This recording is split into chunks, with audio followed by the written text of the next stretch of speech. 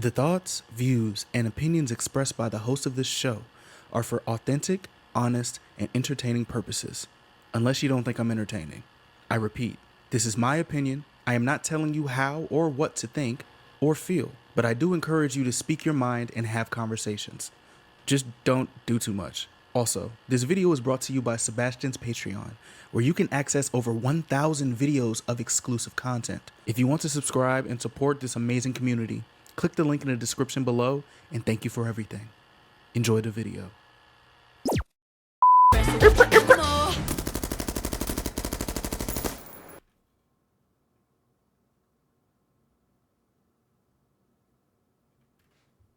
You know when there's something that like you on such a high and you just come crashing down from that? I could have done without that last part. All right, you guys, we got a bada boom and a bada bing. I saw this came up. I think it was what, 3 days ago or something. There's this Netflix thing called Wrong Number that I was introduced to.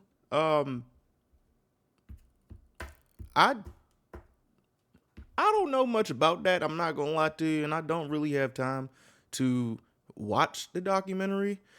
But we do have these baba da boom da bada bings scheduled for like a weekly thing. And also, I know we gotta get to the Ghislaine Maxwell joint.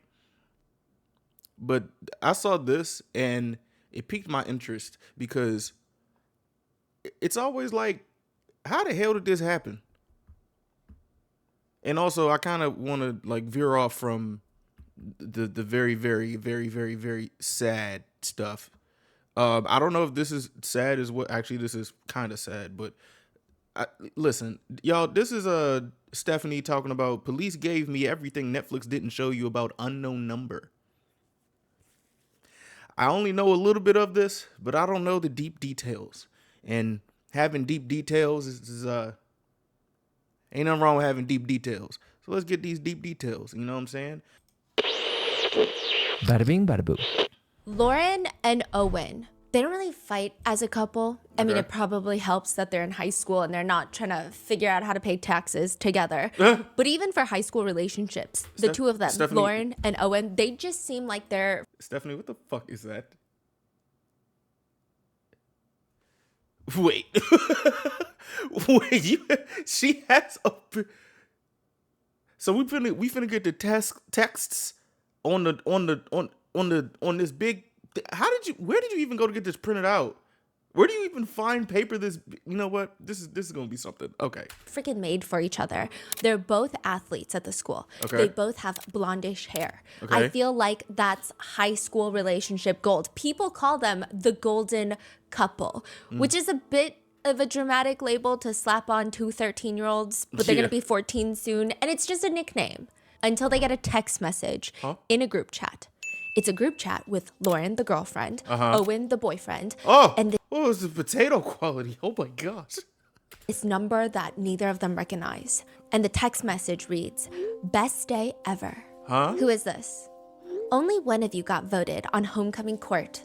This is epic, LMAO. Okay. For my non-Americans, homecoming weekend is usually the weekend that football season really kicks off at schools. Yes. Meaning you have this really big football game. That's a big ass freaking high school. Dang. Where this at? Homecoming game.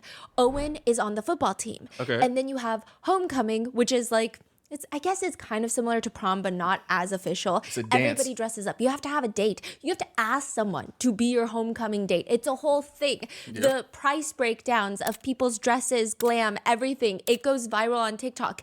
It's a production. Oh, wow. And in the sense, you have homecoming court. Students that are nominated to do their dances with other nominated students in homecoming court. Okay. And now this random number is texting Lauren and Owen that only one of them got voted onto homecoming court, which it's pretty clear it's probably going to be Owen. He's kind of like the popular one. Right. But it's weird Wait, best day ever. One of y'all got. That's odd. because how do they even know? I mean, nobody even knows yet. So they respond, "How the do you know? Yeah, what? The votes. How do you know about the votes? I know for facts. Trust me, Friday will be epic when it's announced. The look on your faces, watching one of you with your arm around another person, holding hands, being all adorable, smiling, flirting, and posing for pictures with another person. Priceless, LMFAO. Could this Hey, bro, what the fuck? be the end of the AKA golden couple, the relationship everyone idolizes? Damn, why they on their dick like that? My gosh. Hop off. Shit. Wait, this is the... Okay, this is kind of weird. They text back, "You're jealous. Uh, Friday is going to be the most epic day ever. LOL. We'll see who's jealous then, and it won't be me. LOL. Who even Okay. are you?" why are you texting this unknown number, man? Stranger danger. Fuck. There is no response. By this point, Lauren and Owen, they kind of brush it off. They focus on getting ready for homecoming until another message comes in. Yo. How's the happy couple? It's closer to Friday. Nervous? Preparing for the end of the golden relationship? How are you going to handle seeing one of you on court posing for adorable pictures with someone else? Bro, this is some Pretty Little Liar shit. Like, who is A, my nigga? Oh my gosh. We hear about how you are What? the perfect couple. You're perfect together. They envy you both and your relationship. They want a relationship like yours. How you're the definition of a perfect couple and will be the forever couple that gets married. Imagine this shit like in like text form, and it's just like dun dun dun dun dun. Like this is crazy. Some of us don't want to hear it anymore. What? One more thing. I recommend Lauren not wearing his jersey anymore. You'll look like a fool if you do. See you at the game Friday. No, A. They are both looking around in the classroom because who the hell is sending these messages? And then another one comes in. He no longer likes you, and he hasn't liked you for a while. It's obvious he wants me. He laughs, smiles, touches my hair. What? You're a sweet girl, but I know I can give him what he wants. Sorry, not sorry. What, Owen bro? loves me, and I will always be the girl he loves. He will be with me while your lonely, ugly ass is alone. Bro, that's and then weird. another message comes in. What? I What? How did? Okay, I just what? What? What? First off, did her turning the paper just kill me, son? Like, I wonder what was going through her mind when she was printing this out. Okay, back. Okay, own Owen's. Cry more, you jealous. this is ew. Who is sending these messages? Why does it take 2 years for this 2 unknown years? number to be finally caught? They have the principal involved. They have the What? superintendent of the school board involved. They have the local sheriff's office in. Fool, how, bro? Like, what? 2 years, my nigga? 2 years. This.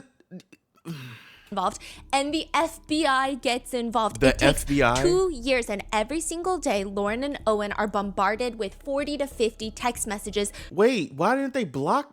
just like this one, for 2 years. 2 Why does years? this person want Lauren and Owen to break up so badly? All of those theories are going to be covered in this episode. Okay. Along with, this whole case recently blew up because of the new release of a documentary called Unknown Number on Netflix. Right. Now, Unknown Number does not go as deep into some of the other messages, some of the other reasonings that were found in this nearly, I think it was 1,300, almost 1,200 pages of a court document file that we received after a FOIA request, as well as What? we do have the full unedited body cam footage audio all here. What do you mean body? Yo.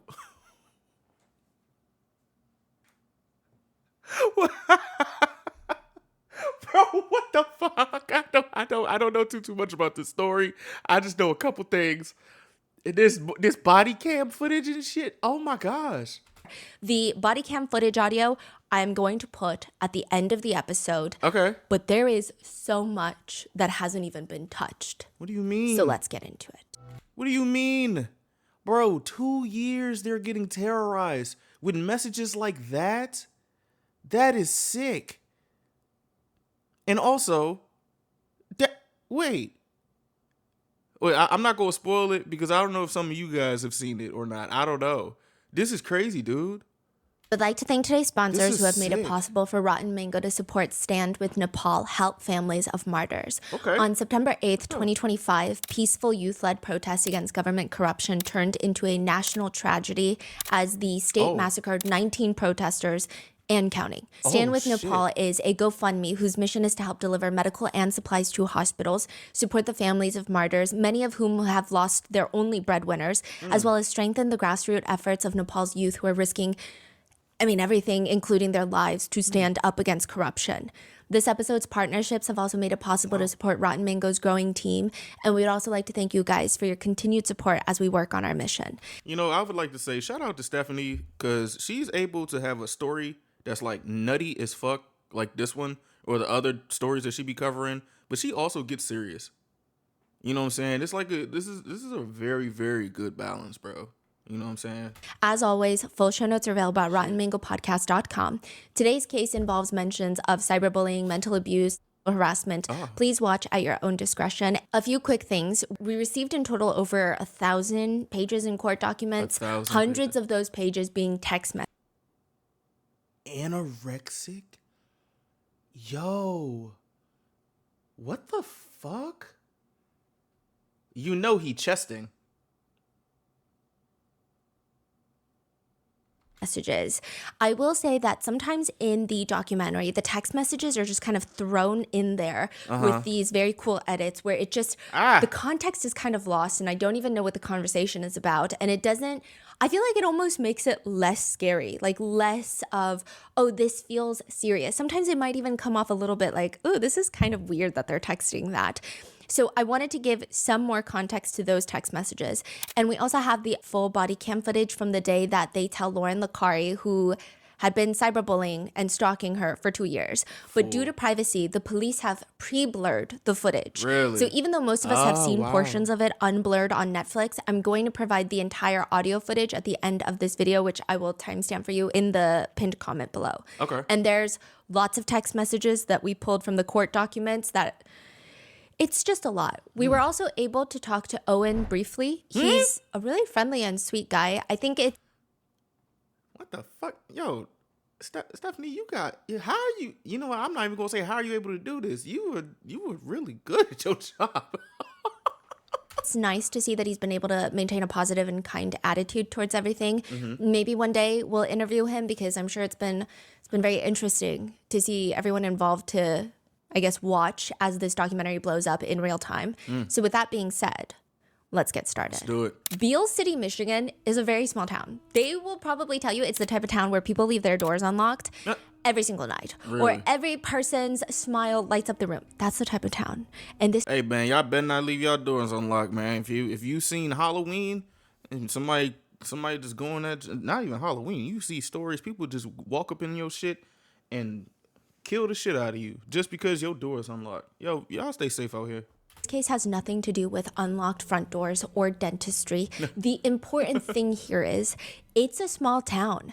Beale City, Michigan is quintessentially where everybody knows everybody and their mother. They know your grandparents. It's a lot of grass. I grew up in a small town where they would ask you, no, where are you really from? But in Beale City, they're going to be like, who are your grandparents? Where did they live? It's that close-knit. It is a small population. So technically, it should not have taken the sheriff and the FBI. I like how she blurred. Oh, I think she blurred it because of like YouTube's cursing rule or something. I was about to say, there's curse words up there.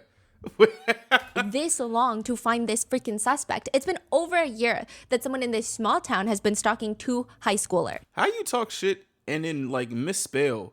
Like how do you say fucking and then you put fucking in the same sentence?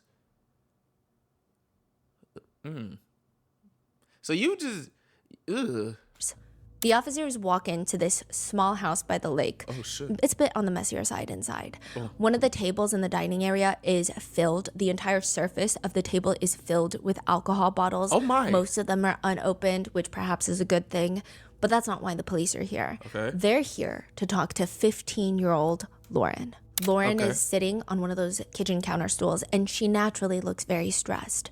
Because what is it now? I mean, they've been through this for the past 2 years, every single week. 2 years. Once a week, boo. almost on the dot, she gets taken into this small back office in the high school to turn over her phone, where they take all the text messages that have come in, and it feels like a CIA undercover operation without the intelligence. She's been doing this for so long. What the fuck? And Officer Maine has not gotten closer to finding out who did it.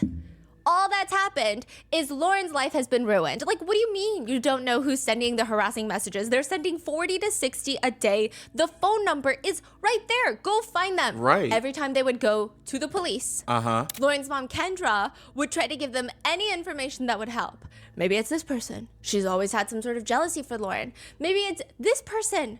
The way that they sent messages kind of sounds like them, doesn't it? You conniving motherfucker. Meanwhile, Lauren's dad, Sean, Why he's getting frustrated with the police. He's pleading with them. We gotta nail this son of a bitch. Whoever is doing this is ruining their daughter's life and stalking their 14-year-old daughter. We have to find them. Yeah. And the police finally do. Okay. They're standing in Lauren's living room, standing in front of Lauren. Lauren's mom, Kendra, walks out. She's sitting on the counter stool next to her daughter. And Kendra's reaching over, holding Lauren's hand, because they're about to find out who the hell has been sending these unknown messages. For about 2 years, Lauren and her boyfriend, Owen, the two of them have been in their own specialized version of hell, where the producers of Pretty Little Liars and Hey, I called it.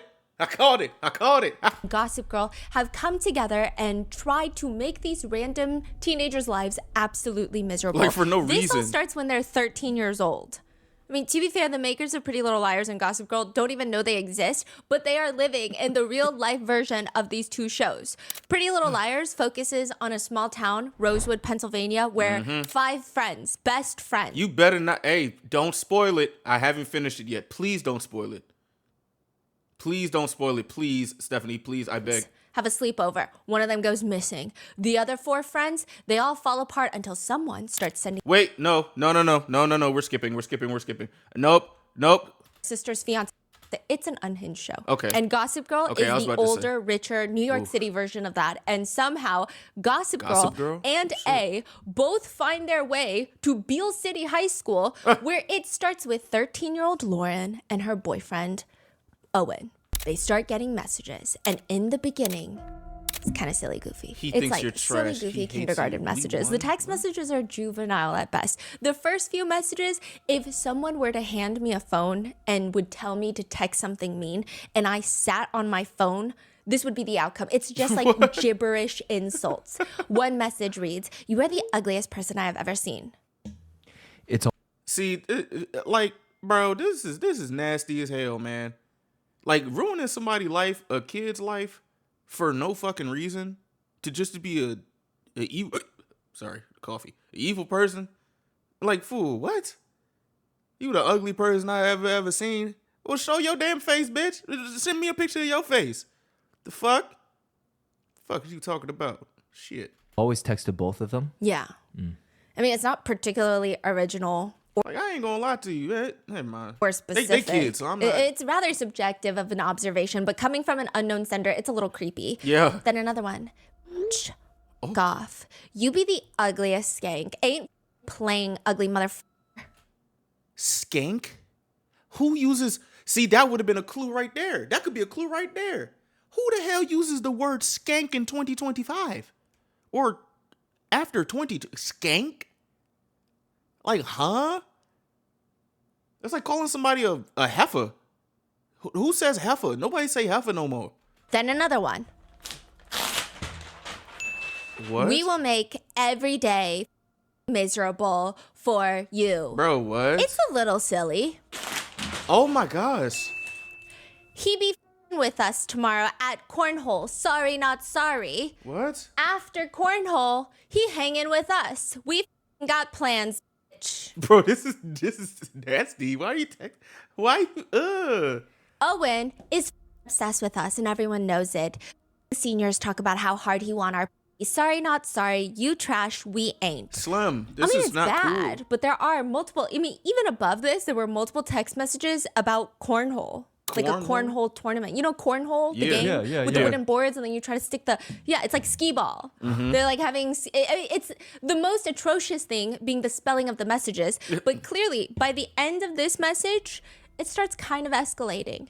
And like the seasons of Pretty Little Liars and Gossip Girl, with every episode that passes, the boring text message threats aren't cutting it anymore. The unknown sender starts amping it up. I mean, it's getting rather mean. Fool. We will win. I promise you. Owen doesn't like you. He doesn't love you. Lauren and Owen both have no clue who this person is. They've tried asking around to see if anybody knows who the number belongs to. Like, bro, like... Damn, that's crazy. Like you can't even find out. You can't even find out who it is until they found out. Fool, are you fucking serious? Like for no nothing. They've tried calling and they won't respond. They just say stop fucking calling. And they're trying to get them to answer. Stop hiding. Answer my call. Or are you scared to talk to me? Just scathing messages coming after this. It's a lot of fuck. Like, damn, you really like the word fuck. Fuck you. Ain't no one talking. You. What? You fucking no good waste everyone fucking hate. Bro, this is sick. This is ew. It's bombarding their phones. They've tried tracing the number back. These are all burner numbers. Someone is getting an app to get a fake phone number to message them, and with annoying frequency. I mean, they're just non-stop. A fake number? You conniving misspelling motherfucker. Getting haggled by this fake number. What? Is it a girl in their class? Is it a guy? Is it multiple people? One message says we will win. Who is we? Who is and what we? the hell are they winning? Owen? That seems to be the point. It seems like Lauren gets bullied for being anorexic and not pretty enough for Owen based off these messages. Bro, the unknown sender seems pretty intent on making sure that they do not stay together, and they want Owen for herself, himself, themselves. We don't know how many people are behind this. So when this is happening, did Owen or Lauren have an idea who it could be? Did they start talking about it at all? Yeah, they later have an idea, and we're gonna get there. Come on, let's go. But the text messages read, "You have no friends, and we all fucking hate you. Fuck off, you nasty ass skank whore." Nasty ass skank whore. If there's anybody in the comments, have you ever heard somebody talking like this?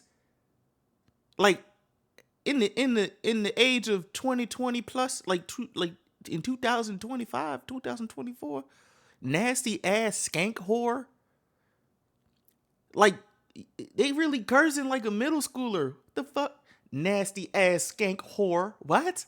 And that is targeted towards Lauren. Like, fool, what? What do you mean? Oh. And it's all a game to the unknown sender. I apologize. It became a game. It was easy. Over the past year, we got Owen to say he cheated, wanted nudes, we were better, had better bodies, hated you, didn't want to be with you, you were ugly, lesbian looking, anorexic, and wanted other girls at games. Yo, what? It's just like nonstop, 40 to 50 of these paragraphs a day. In another message, it reads, he's ready to be with a real girl who gives him what he wants. Fucking trash, don't wear fucking leggings. Ain't no one want to see your anorexic flat ass. Ooh. You dress like a fucking slut. You trying to get attention? Fuck off. Yeah, me too, Stephanie. I was like, what the hell? Like, yo. This shit, bro. Man, holy shit. I mean, it's mean. Don't get me wrong. I would be crying myself to sleep, especially if I'm that young. But it's just not that personal yet. It feels vaguely mean, if that makes sense. Mm-hmm. But they start escalating to get more scathing and more precise with what the unknown sender is trying to target. This feels like a warm-up. A warm-up? Bro, they just get... oh, my gosh. The messages just get longer. Like, what? For real. How do you not break up when he says you ugly, embarrassing, mistake, anorexic, worst body, ain't giving him. He wants sex, BJs, and making out. He doesn't want your sorry ass. He wants a real girl, and we will make sure he gets that. Don't come to the game. He ain't want you there. He ain't want to see you. He hates you. Bro, I know my grammar be ass sometimes, but this is fucking atrocious. He ain't want you there. He ain't want to see you. He hates you. He ain't smile at you. He ain't look at. Jeez, man. Which is probably enough to get Lauren to feel like, wait, I don't know who this Sorry, this person isn't is, funny. Oh my but what gosh. if there is some truth to it? There's What no if truth Owen to- is doing something weird? Then another Girl, I'm so sorry that you made this just to think like this. Never. Hey, listen. If there's mean people in your life, one thing that you should know that they are stupid as fuck. If they can't fucking read or they can't spell, like honestly, don't let nobody that can't conjugate a verb call you nothing less than beautiful. Don't let nobody who can't conjugate a verb don't know what a conjunction is. Don't know no damn phonics. Don't let them type people call you out your name or make you feel less than. They can't fucking read, okay? And they mean. Don't let people dim your light, bro. Especially somebody who say he ain't want you, he ain't want see you. Like, bro, what? text message that makes Lauren feel paranoid. We're staying at a hotel with him on Thursday, and your sorry ass won't be there. Are you jealous? We'll be flirting and cuddling Thursday, and you will be lonely. We're staying with him at the same hotel, and he's going to meet us and sneak to our rooms for the night. He wants a hot, athletic, sexy dressing girl, so I'm going to show some off and get down in bed. He hates you forever. Sometimes Owen and Lauren will be sitting in science class. Ding. The messages are coming in. Sometimes it happens at 3 a.m. Ding. The messages are coming in. Like, the thing that's kind of breaking my heart, the thing that's breaking my heart about it is, like, of course there are going to be some people say, like, why don't you just turn off your phone? Bro, it's not as easy as you think. Like, I'm not going to lie to you. Cyberbullying is not as easy to get away from that shit. And also, it's just like, she's 13, bro. Like, and I don't know how to really explain it. It's like, don't put the blame on the victim, gang. Like, she's getting spammed with just hate for 2 years every day. Oh my gosh. Ding. Hi, Lauren. Owen is breaking up with you. And so Lauren and Owen, they try to talk to the principal to see if there's any sort of way to try and track down who's sending the messages. Some of them are coming out during class time, and it seems like whoever is sending this knows what Lauren is wearing in class, knows all of these things about the kids' lives. The principal decides, here's the best plan that we can come up with. Anytime you get a text message from the unknown sender, you text me the timestamp on it. Okay. So if the message comes in like 3:20 p.m., you text me that. I will go through the cameras on the school campus to see who is on their phone at that time, which means we've got our guy, right? Or gal, whatever. We have our person. Okay. They start that. But it's quite tedious to go through all the cameras. And not only that, the school doesn't really have a policy against the usage of phones. So it's hard to tell which students are sending text messages to Lauren and Owen. Damn, I didn't know high schools do that. My high school had a no phone policy. Shit. Which ones are just texting, which ones are browsing YouTube, which ones are on TikTok. You can't see it, so it's kind of moot point.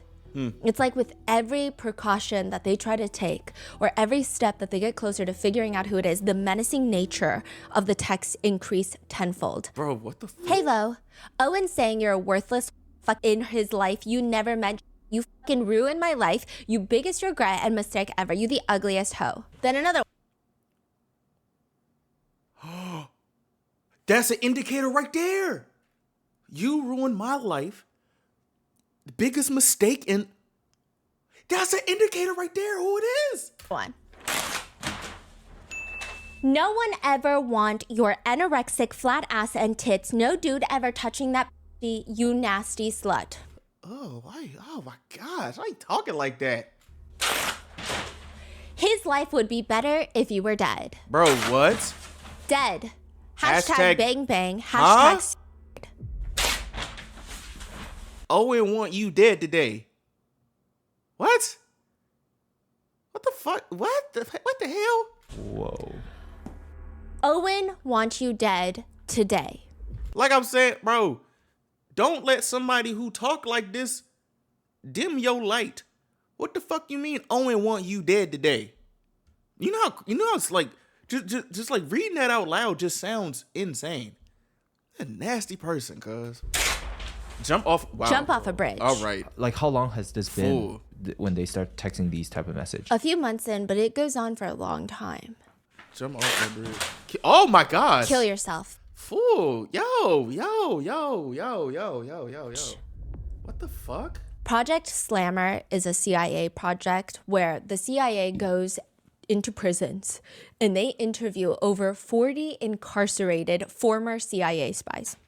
And they try to figure out what makes them a traitor, what makes them turn on the CIA, and give information to foreign adversaries. Why do you commit treason? The big one is obviously narcissism. There is a huge money gain element there, but typically it takes a narcissist to become a spy. They also typically like to think of themselves as bigger than a regular employee, someone with a bigger purpose, and the rules and consequences of, literal treason don't apply to them, so it should be fine. You gotta be one insane in the mind person to commit treason against your country. What the fuck? Like, yo, that's crazy. But that's not really new and riveting information. Well, like, they can't really I guess it's relative. Find who's a narcissist in the CIA. And I'm sure they can, but that doesn't mean all of them are useless traitors. Most of them are probably useful intelligence agents. Mm-hmm. They've also identified the most critical time point in which someone could potentially become a mole. Really? They already have to have some sort of personality dysfunction, like narcissism. Okay. The ease of opportunity has to present itself. Nobody's going to go and hunt down the opportunity to become a traitor. And 3, they have to have an acute life crisis. I thought that was so fascinating. So it's not the biggest life crisis. It's a middle of the road life crisis. It could be a small professional humiliation, a small to medium-sized financial obstacle. It's not bankruptcy. It's like you are now $10,000 in debt because of gambling. That don't seem like no middle. $10,000 for gambling? What the fuck? Oh my goodness. Why is that so crucial for this to happen? Acute life event means that it has the ability to throw that type of person off and make them vulnerable into making very bad decisions. Oh, I see. Oh, okay. I see what she's saying. Or feeling like they're meant to do something bigger in life. If the life event is too big, they usually don't have the mental capacity to become a traitor. Okay. So it has to be like a medium-sized life event. So for example, if a parent dies, and it's not sudden, it's like old age, that's an acute life event because everyone is under the impression that your parents are supposed to die before you do. But if their child dies, that's too major of a life event. Oh, I see. Damn, Stephanie, you teaching me things. That's why I like watching these. Stephanie be teaching us shit, man. You should, I hope you could teach this motherfucker how to text with good grammar.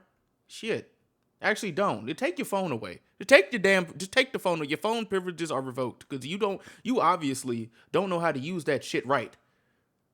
How do you fuck up having a phone? Take that shit away. Fascinating. Yeah. It's interesting. So it's like a life event that shakes them up, but it cannot be so big that they're so shaken that they cannot become a mole. And a lot of the ways, I'm sure the CIA has got advanced ways on figuring out who's a mole. Like, when they had Robert Hansen find the mole in the CIA when he was the mole. So like super advanced. Man, that's very advanced. Hey, they not putting wires under your tank top under your shirt no more. They ain't taping no mic. No, man. Yeah, I think we covered that case. There was a guy named Robert Hansen. He was working with the Russians, and Holy he's like, shit. "Oh yeah, let me go find the mole." He's the mole. Huh. But one of the easiest methods that even the Kardashians will employ is the planting of false information. That is what the Beale City high schoolers start doing. They run their little own psyop. The inner circle close to Owen start their own find the mole operation. Starting with the classic strategy. Hey. Share select information with person A and only person A. I like that. That's actually tough. These high schoolers are very smart. Holy fuck. See if it ends up in the chat. Share information with person B and only person B. See if it ends up in the chat. And that's how you find the mole. But if it's one of them, well, who's the mole? Then what do you do? Damn. And there's major concerns now because the messages are becoming so relentless, so vicious that it feels like it's about to amp up into 2 things. Like one of 2 things is going to happen. One, Lauren is going to self-exit after enduring endless torture and harassment by some random number. That is a huge concern. Yeah. And 2, whoever this person is, what if they snap? Yeah, what if they go from text threats to something a lot more physical? And clearly, they're in the vicinity. Lauren will sometimes fight back, responding, stop, please, you're jealous. And you can say whatever you want. I don't care. And I don't care what anyone says or thinks. I will wear his jersey proudly every day. Other times it feels like Right for your something man. bad is going to happen. I'm assuming they already reported to the police immediately from the beginning, and the police just could not figure it out, right? No, the police are doing once a week meetings at the school with the kids to get all of the text messages. Uh-oh. What is this? And it's getting bad because Lauren is starting to lose steam. She's writing things like, please stop. I'm begging you to please stop. Like, what do I need to do for you to stop? I honestly can't take it anymore and will do anything you want if you will please stop. And they don't stop. More messages come in. Girl, he said he don't need you to be here. His life better if he never met you, girl. Bro. He hitting us up like crazy today. You know, he been messaging and flirting and he was hitting us up from a hotel at Ford Field and he's talking. He said he's cheating and moving on to a new girl. He was stupid to be with you. You suck. He wants hot, athletic, sexy dressing girl. Not you. Why is this? Why are they flipping back and forth with like some AAVE shit? Like it's what? Then a message is sent to Owen. She don't deserve the air she breathes. She's a pointless human. Bro, this has been happening for 2 years. This is fucking sick. Sean, Lauren's dad, is saying there are lots of bad changes in Lauren. I mean, she's not as active with basketball. She used to love basketball. She never wants to go to school. They have to force her every morning and they get into fights. Lauren's mom, Kendra, has had a softer approach. She tries to tell Lauren, I told her to just keep being her. And just not even worry about anything, right? I didn't believe anyone would actually do anything harmful.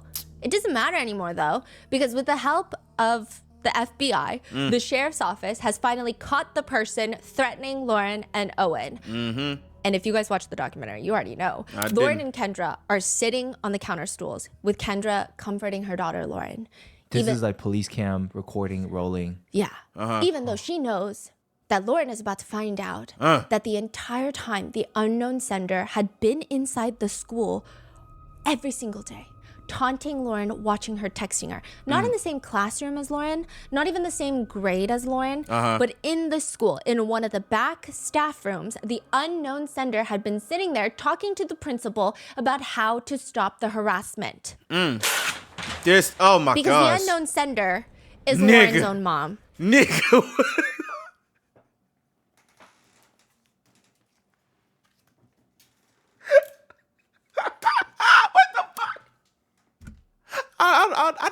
I knew this already, and I didn't want to spoil it. But fool, what the fuck? Like, this isn't funny, but it's like, yo, I'm not trying to disrespect somebody's mom, fool. I'm not gonna start tripping on her. She is evil. That is very evil. But cuz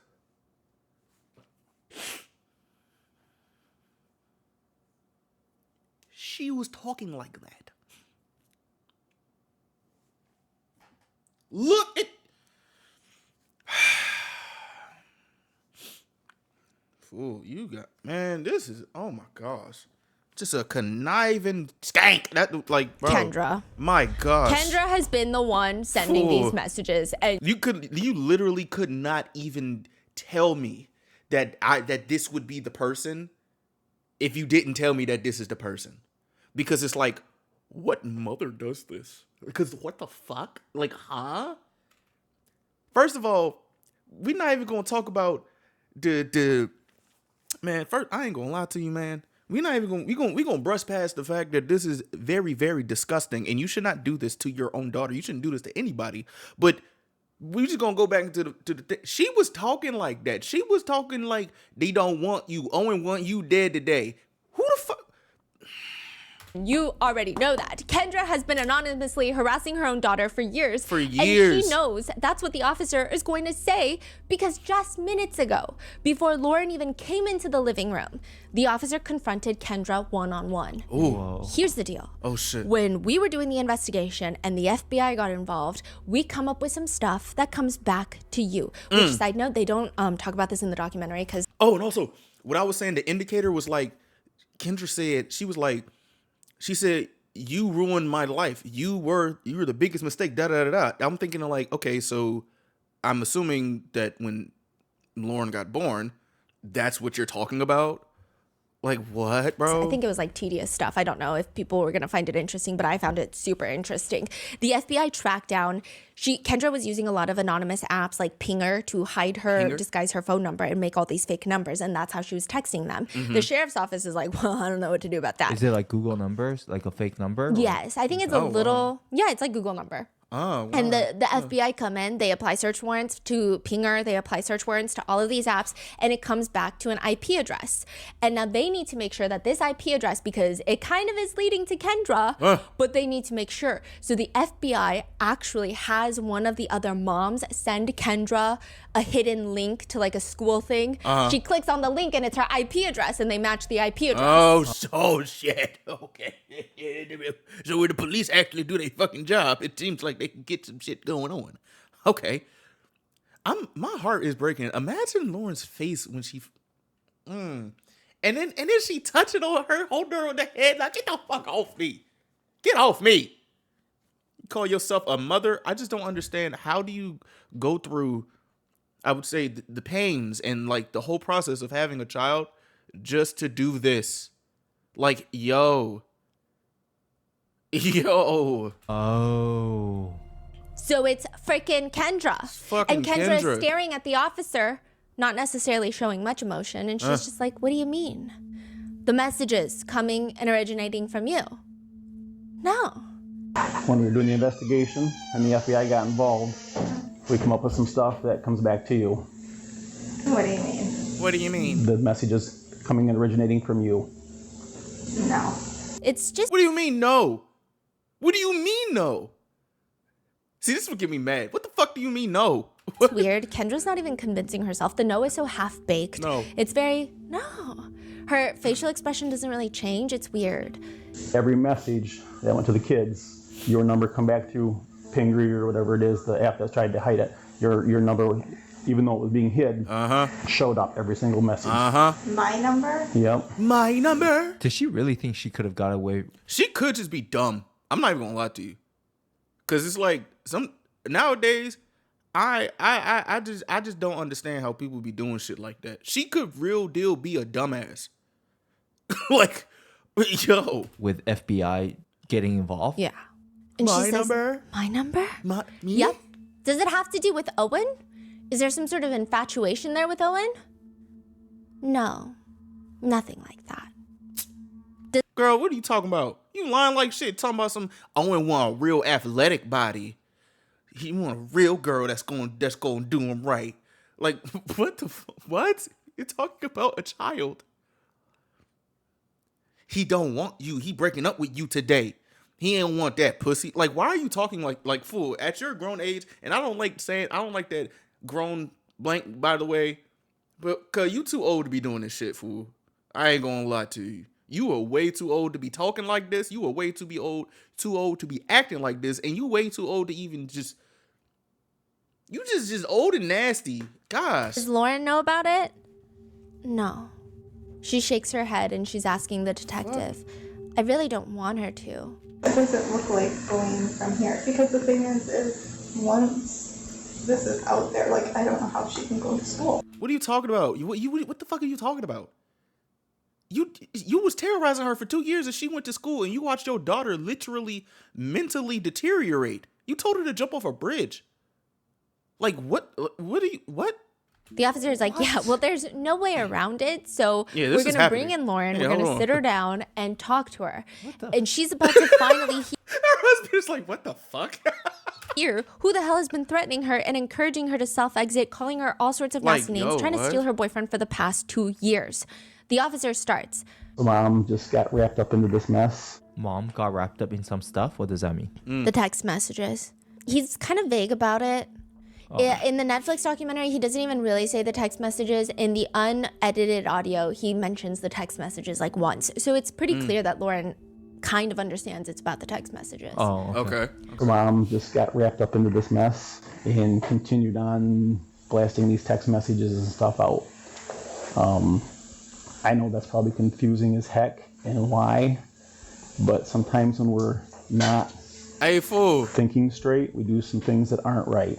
Hey, bro, you talking about I'm not thinking straight, you do something that not right. Man, listen. Ain't no, I don't know if he's trying to like soften the blow or something, but excuse me, you're not thinking straight. She just got wrapped up in it. Girl, this is your mother. She been not thinking straight for 2 years. Lauren's mom, Kendra, reaches over and puts her hand on Lauren's thigh in a Like, show of comfort. Like, watch But if out, you listen bro. carefully, like, why would they need a search warrant for Kendra's phones? I think Lauren is slowly putting everything together. I will say the officer is just oddly vague about the whole thing. Like, what? Why And Lauren he is like vague? piecing together. She's glancing around. Oh, so that's how he unveiling the information. Yeah. That it's Oh. your mother. Yeah. But all he says was your mom being wrapped up in some stuff. Text messages. So we have a search warrant. We found stuff on her phone. So Lauren is like slowly piecing it together. Like, I think I don't know. I low-key think it's good that the officer is doing this because that is like a crazy bomb drop, bro. That's an insane bomb drop. So I mean, shit, man. We're going to take her phone and stuff. You know, sometimes when we're not thinking straight, we do some things that aren't right. Your mom doesn't want to get this out, but it's going to be public information. Like what? By this point, Kendra is up on her daughter. My she has her Lord. arms wrapped all the way around Lauren. Like she's like Is this the athletic? You know what? Never mind. a sloth trying to climb a tree. sloth? She's resting her left cheek onto Lauren's head, kissing her forehead, wiping the baby hairs from her forehead. What? So What a weird course of action when Yeah. you were just exposed for harassing and Exactly. abusing your child for years. Years. And the officer is like, she said you had no idea what was going on, and I believe that. What has to happen now is I have to make sure you and your mom are safe before I leave. So I'd like you to call your dad, and maybe he can come home and meet with us, okay? Hey, bro. If I came home and my wife and daughter, and this is what's going on, I honestly don't know what I would do. I would be so shocked that I would just have to just go silent. I would just have to be quiet. I'm not gonna lie to you. I would just be like you know, like when some shit happens and you look at the imaginary camera. Like I would be looking at the imaginary camera. Like I don't. Kendra reaches over and grabs Lauren's hand, almost as if she is the one needing comfort. Now, Kendra is a part of the Netflix documentary Unknown What? Number, which is interesting considering the call is coming from inside the house, literally. But when Kendra sits down, she has a very big reason to agreeing to all of this. She just wants her side of the story to be heard. She says, you guys are going to think I'm the crazy lady. Every single Girl. one of us makes mistakes. Not a single Nick, no, one of us no. has lived a perfect life. No, you're not finna do this to me. You're not finna do this to me. Netflix, why are you trying to humanize her? This is like when fucking Gilbert Arenas did that documentary of when he was like had the guns out in the locker room. I don't know if y'all this is very old basketball reference, but yo, why are we humanizing this lady? You not finna say this to me. Nobody has ever lived perfectly. Bitch, nobody has ever terrorized their daughter for like there's these things called like degrees. You know what I'm saying? You know, there's degrees of things. Shit, like what don't do like that don't piss me off. Don't piss me off. And realistically, Fuck. a lot of us have broke the law at some point or another and not got caught. I mean, I'll be honest, you know, I'm sure people drove drunk, haven't been caught, right? But again, if you get caught, you're in the same situation I'm in, but No, we're not. No, we're not. No, we're not. Man, probably a mistake that I made in school was probably like, cheat on a test or something. If I did something like that, I'm not gonna be on a Netflix documentary as a catfishing my daughter. That's not the same thing. You're not finna make it the same thing. Okay? No, you're not doing this. Did she get paid for this shit or something? Like what? for a different thing. So I do feel that people lose sight of that. I know to some, I'm a headline, I'm a villain, I'm a bad mom, I'm a whatever. But that's because, you know, one little piece of my story, they don't know my Fool. whole story. And she explains. So the messages stop for a little bit and they pick back up. In my mind, I'm like, how long do we let this go on? So to give you some further context, an unknown sender starts sending harassing text messages to Lauren and Owen. And then they stop for like 11 months. They stop sending any messages. And then all of a sudden the text messages pick back up again. And this time it's 40, 50 a day for a year. Kendra is saying that she never sent the original messages. What are you talking about? Oh, really? Yeah, we're going to get into that later. More on that later because nobody believes you, Kendra. But she says after 11 months, she picks up where they left off by sending harassing threats. And her reasoning for this is very simple. She wants to catch whoever sent the first original text messages. She wants to find out who they are. So she's going to send more messages. She says, what do I do as a parent? What? Honestly, the best way would have been to stop it by shutting her cell phone down, right? Yeah. Maybe switch to T-Mobile if you're on Verizon. Maybe do some switcheroos or something. Don't become the damn villain. What the hell are you talking about? What are you talking about? I feel like, bro, I'm not gonna lie to you. I feel like if I said this, like I would need somebody to just slap fire out me, bro. Like, cause this is just stupid. But then I was like, well, why would she have to do that? What? You know? Why should I have to get her a new phone? Huh? Like, because of someone else's actions, right? I really wanted to get to the bottom of who it was, right? And that's when I started sending the text messages to Lauren and Owen. That makes no sense. I was sending the messages in hopes that maybe they would send back asking, is this somebody? Is this so-and-so? To just kind of give me something, right? Oh, this person is crazy. No, she dumb. She's just a grade A dumbass. Yeah. Oh my God. When is she saying this? When she's getting... In the Netflix documentary. Cause Like, this is what the with the fuck? police at the police station? No, or this just sitting is at home? This is like after she's a free woman. What? And she's sitting down with Netflix. So where's Lauren? Is she okay now? Like what? Oh, wow. She made up this really nobody even freaking will believe 1% of the reasoning, and she's like telling it with full chest. Yeah, and all the IP Yo. addresses lead back to her and only her. So Only her? It And- doesn't even make sense. no, it doesn't. Yeah, what? Her reasoning doesn't make sense. But she says, I was also hoping that as maybe they talked about the messages amongst their friend group and stuff, that something might come up that could help pinpoint, where they were originating from. I started in the thoughts of, we need some answers. And then it just kept going. It was a spiral. Kind of a snowball effect. I don't think I knew how to stop. I was somebody different in those moments. Bro, what you what are you talking about? What is this? What type of See, it's always them damn phones. It's literally always them damn phones, bro. Like this is crazy. These phones, these fucking phones. This is just always the damn phone. It always leads back to the fucking phone. Gosh. was like, I had a mask on or something. Wait, no, you didn't. She starts spending 8 hours a day sending these messages to harass her daughter and her daughter's boyfriend. It becomes her full-time job I was about to say, do she got a job? because she lies about having a job. She gets let go of her job. What? And lies about it. She never tells her family that she's been let go of this job. And for a year, What? she pretends to go to work, but instead she is sending messages. What's her job before? She used to be an IT specialist Really? at Ferris University. She Really? was let go, and now this is her full-time job, sending messages. And she Wait, I'm so sorry. Yeah. Okay, they're not in the university. No. Is that the acute life event that you were mentioning, or it's unrelated? Oh, It seems like it's one of them. huh. Okay. Isn't that interesting? She got fired. Yes. For But what she, reason? she spent too much time on, On her her phone. phone, on texting and video calling and calling people that were not work-related. It's the fucking phones. It always leads back to the phones. Take her phone away. Give her, like if your parents giving you a punishment for some dumb shit that you do, give her a damn prepaid phone. Don't have her have nothing that can be texting. Just calling. Call you. All you get is call. I don't know if parents give their children phones. So them joints where it's just like you got home and 911. That's what she needs. This is a mess. This is really a mess. And I be thinking I'm doing bad at being an adult sometimes. She really sucks at this.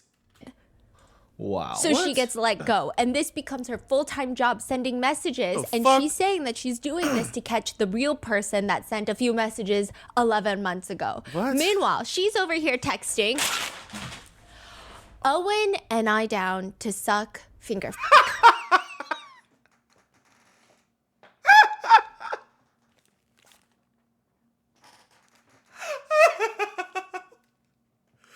What does that mean?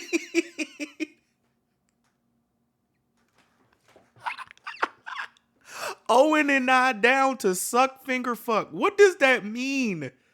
What does that mean? This is gonna be a long video. We only 30 minutes in. What more can happen? Owen and I down to suck finger. Take her phone away. Oh my gosh. Oh shit, bro. Imagine using your time to do shit like this. Fool, you can do anything else. Owen and not down to suck finger fuck. What? Why? How did your brain think of words like that? His Oh! and fingers, my pussy and mouth. Oh my gosh! Make it bigger! Make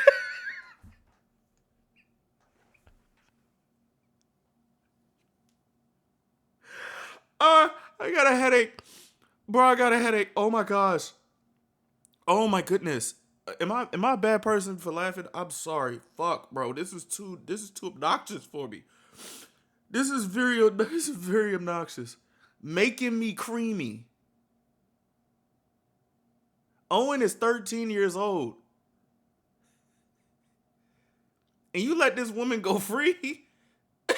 You let her go free and she get to be on Netflix trying to tell her story? She get to sit down in her good cardigan. In her good cardigan with a nice ass camera, trying to tell her side of the story, talking about I was just another person with a different mask.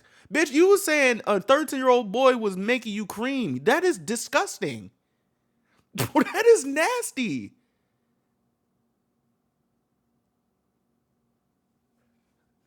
Owen and I down to suck finger fuck him puss in mouth. Like you ooh my gosh. That just sound like some shit that I did you know when you just making up curse words when you were a kid? Like what? Making me creamy. What, yo? And not in the documentary, but in the court doc, it reads, Owen, like our science convo about redacted being fingered, he's ready to do it to me. We know you ain't doing it, and like they told you, he need better. I will be that girlfriend for him and give him it all. This is again from the court documents. I don't know why they weren't shown in the documentary because these text messages, even just the text messages that were shown in the documentary, a lot of netizens are saying, how is she not charged with like sexually harassing a minor? But those text messages in the court documents are worse. Another text message from the court doc again reads, these are 13, 14-year-olds. Owen got the fingering deets and he be and I be jerking and making him creamy. You be fucking jealous. So her text message just like vulgar. There's not even a message. It's The just message nasty. is, Owen wants me and not you. Yeah. Just over and over and over and over. Another text message just reads, creamy. Like I'm not gonna lie, fool, you're saying this to like a 13-year-old, 14-year-old child, let alone your daughter. Like you know how like you give the birds and the bees talk to your kid? Imagine if this was her birds and the bees talk. Like imagine saying shit like this and your daughter not even able to like even think of something like this, even though she probably do. But I'm just like, yo, why? Oh my gosh. You should have been a real girlfriend and gave him what he needed. Be jealous. Now she's jorking me. Ugh. My fucking tits in his face. Like you know, like she texted this and I just can't get her face out my head, bro. Oh my gosh, with that snarl that she got too, that whatever the fuck her shit look like, bro. My fucking tits in his face. Real ass, real body, bitch. Bed pics for real. FaceTime get real. Our fucking text he jerk for me. Fuck off. He said I'm fucking hot. Best ever. Fucking making him horny. She's talking in fragments. Fucking make him horny. Make it cream. Fucking make him horny. Make it cream. Again, Kendra claims she has a very good reason for this. Oh. She is basically going undercover to figure out who the real harasser originally was. Make him. You have Jesus. to believe her. Oh my gosh. Not being invited to Chloe Wilson's annual Halloween party would What? probably have me crying in my room at night. Who's Chloe Wilson? Chloe is one of the popular girls at the school. She's Okay. on the volleyball team, the basketball team. Her parents are popular. She has friends from nearby schools. Everyone Cool. knows Chloe and everyone knows her Halloween parties except Lauren, who does not even want to go. And technically, Lauren's not invited. But Owen states, well, if I'm going, then you're going to come with me. Because Owen and Lauren are dating. Right. Lauren and Owen have been dating for like a year at this point, and Mm-hmm. Owen, by all accounts, seems like the more popular one. He seems a little bit more social. He has a lot of friends. He's on the football team. Okay. And Lauren is described by everyone as being pretty quiet. She likes to keep to herself in a small group of people that she knows, and that's what she likes. Okay, cool. And the Halloween party does not sound like something that she wants to attend, but they're dating. This is part of the life, so now it's part of hers. Lauren just does not really get along with people like Chloe. Beale City High School cliques. Where good character counts. And this is what happened in Beale City. That's what's up. Very intense. It's a small town school. Beale City has one stoplight, 2 bars, and they're more like pubs. The entire town has a What? population of a few hundred people with more wind turbines than they have bars. One netizen describes Few living. hundred people in the town? Yeah. Wow. One netizen describes living in a small town like that as, quote, an experience where you have to be careful not to kiss a relative. Not because incest is like a trend or a shared experience, but because there's only so many residents and you can only have so many drinks before you're like, wait, am I blackout drunk and making out with my cousin? It's a numbers game. Oh. Lauren That's an interesting way to say that, I guess. describes living in Beale City as a really small school in a really small area and everybody knows everybody. I feel like you're going to absolutely love living there or you're going to loathe it. It's cute. If a local is diagnosed with cancer, the whole town will start a meal train and sell Okay, that's fire. I ain't gonna lie. That's fire as hell. That's tough. That's shirts tough. that read, "Nobody fights alone." That's fire. And there's only about oh my gosh. 30 kids per class. Meaning Lauren's class that she's graduating with consists about 30 to 50 students. The entire school building is K through 12, all in one building. Really? I feel like the kids are all just in one class completely.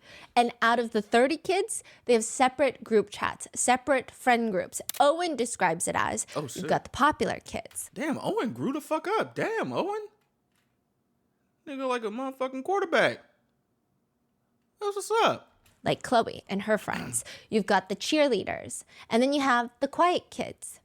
I guess because there's not as many people, there are less groups. I mean, nobody says it outright, but it seems like Lauren is maybe in the quieter group. Owen is maybe in the popular group. Or, Lauren is maybe floating between the groups. And nothing is wrong with any of that. The problem comes when everyone is just talking about everyone. I mean, if there's only a few hundred people, Yeah. that's not that hard to find out who. Right. That's what I was saying. Right. One of Owen's childhood best friends and fellow potential popular kid is Sophie. And she says, no one really has anything better to do than talk about other people.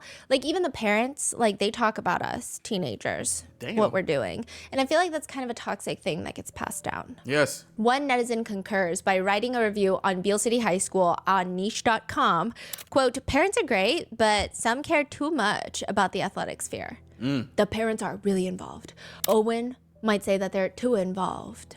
And even the parents want to talk to the other parents about the kids' drama. The parents have drama themselves. It's kind of a mess in a lot of small towns, and Beale City is not immune to these social circles. But it seems by all accounts that the popular kids are going to be the ones in attendance at Chloe's Halloween party. Okay. And this is when the first text messages come in.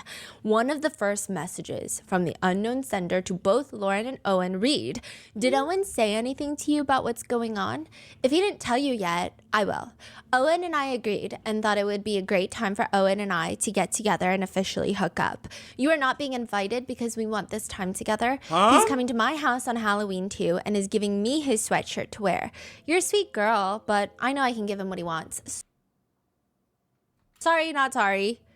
This is sent to Owen as well. Yes. It's obvious he wants me. His attention is constantly on me. When was the last time he paid attention to you or acted like he likes you? Yo. He is never with you, nor is he ever talking to you. He's always with, quote, other girls or texting and talking to me. He's constantly hitting on me. He laughs, smiles, touches my hair, picks at me, and crushing hardcore for me. He always wants to be near me and involved in our conversations. Bro, it's like really sad and it's really heartbreaking that you can honestly try and fly under the radar and people will still fuck with you. Like, bro, she's literally not doing anything wrong. She just so happens to be like, she's the popular dude's girlfriend. Show some fucking respect. Like, she don't even want to be bothered, bro. Like, stop bothering people that don't want to be bothered.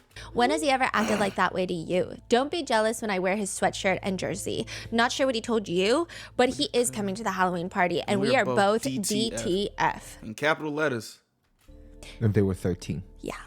He wants nothing to do with you. He thinks you're annoying and an ugly ass and wishes you would leave him the fuck alone. Why? Well, you know, one thing that's kind of like throwing me off is if Owen is in this damn group chat, why are people talking, saying Owen want this to happen? That's his girlfriend. Owen can say that to her. Like, what? Like, why are you telling me about my boyfriend? Like, what? Crazy as hell. Snitch. Ooh. I feel like these text messages are literally a Gossip Girl episode. Why do you think he's on his phone all the time talking to me? It's obvious he does not want you in his life. He talks about you all the time. You didn't get invited to his football game. I did. You didn't get invited to his house. I did. You didn't get invited to sleep with him. I did. Bro, Slim, damn. Fuck. Like, all right. You really want this nigga, right? Shit, you really want this nigga, bro. Like, yo, I have, man, people be throwing me off. Like, you really want this nigga hardcore. Like, hardcore you want, cuz, bro, have this nigga, bro. Damn, like, you didn't get invited to his house. I did. You didn't get invited to his bed. I did. You didn't get invited to sleep with him. Oh my gosh. Oh my, shit. I did. I'm spending the night with him. I'm sharing a bed with him, not you. He's comforting me, not you. You didn't get invited to be with him in the hot tub. I did. Yo. Then another text message reads, I hope you finally get the point. He wants to spend time with me, not you.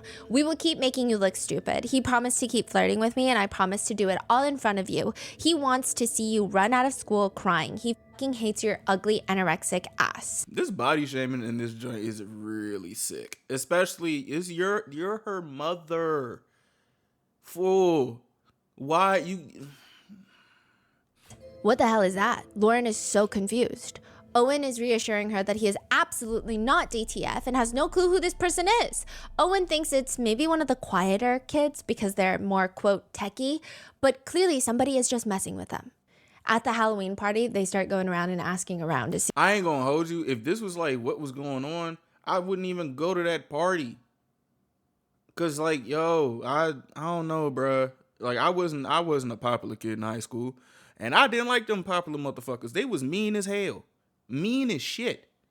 Mean as fuck. Like, oh my gosh. If anyone knows the number or if someone sent it as like a sick joke. Nobody fesses up and they move on for 11 months. Nothing happens. Kendra claims these Halloween messages were not sent by her. She said, not those ones. I did not. It wasn't until way later. 11 months later, the messages start again, and I feel like they're way, way, way, way worse. And we're going to go through a lot of the text messages, the ones from the Netflix documentary, the ones from the court document. They're all going to be in here. And we're going to go through the messages while we go through the theories of why Kendra did this to her own daughter. Because I feel like Netflix kind of at the end threw out a reasoning of why Kendra did this, but a lot of netizens are not even convinced by that reasoning. But there was also more stuff in that documentary that Kyla just informed me about.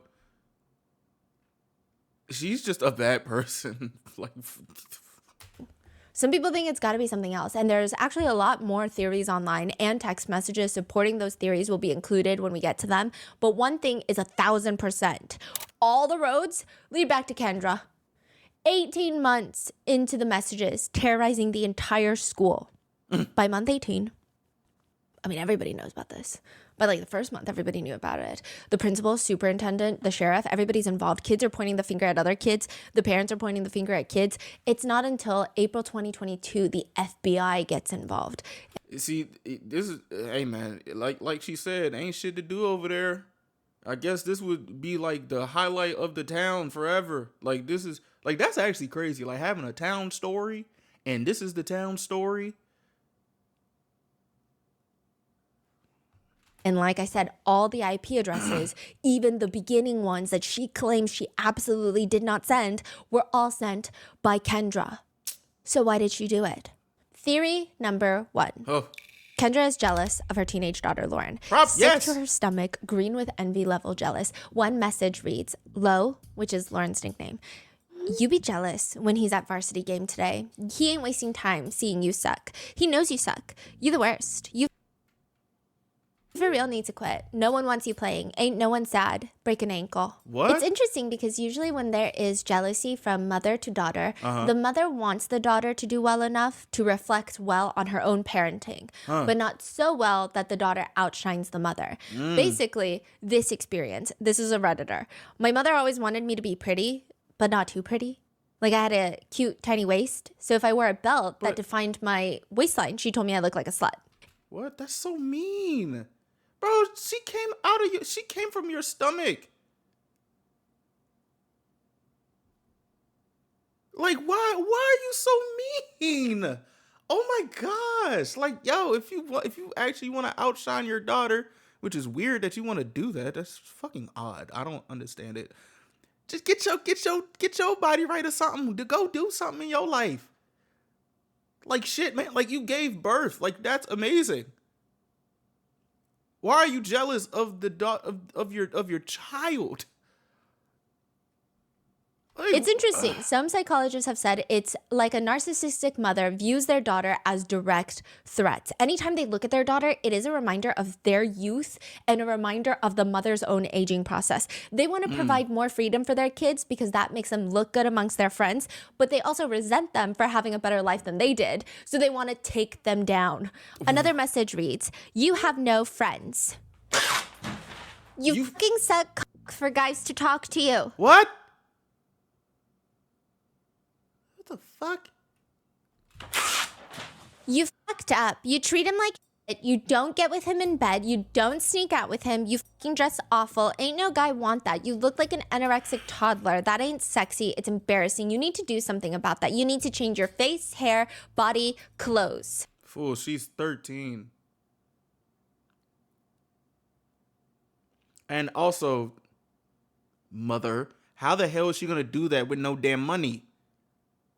Shit, you obviously not bringing no damn money. You ain't got no fucking job.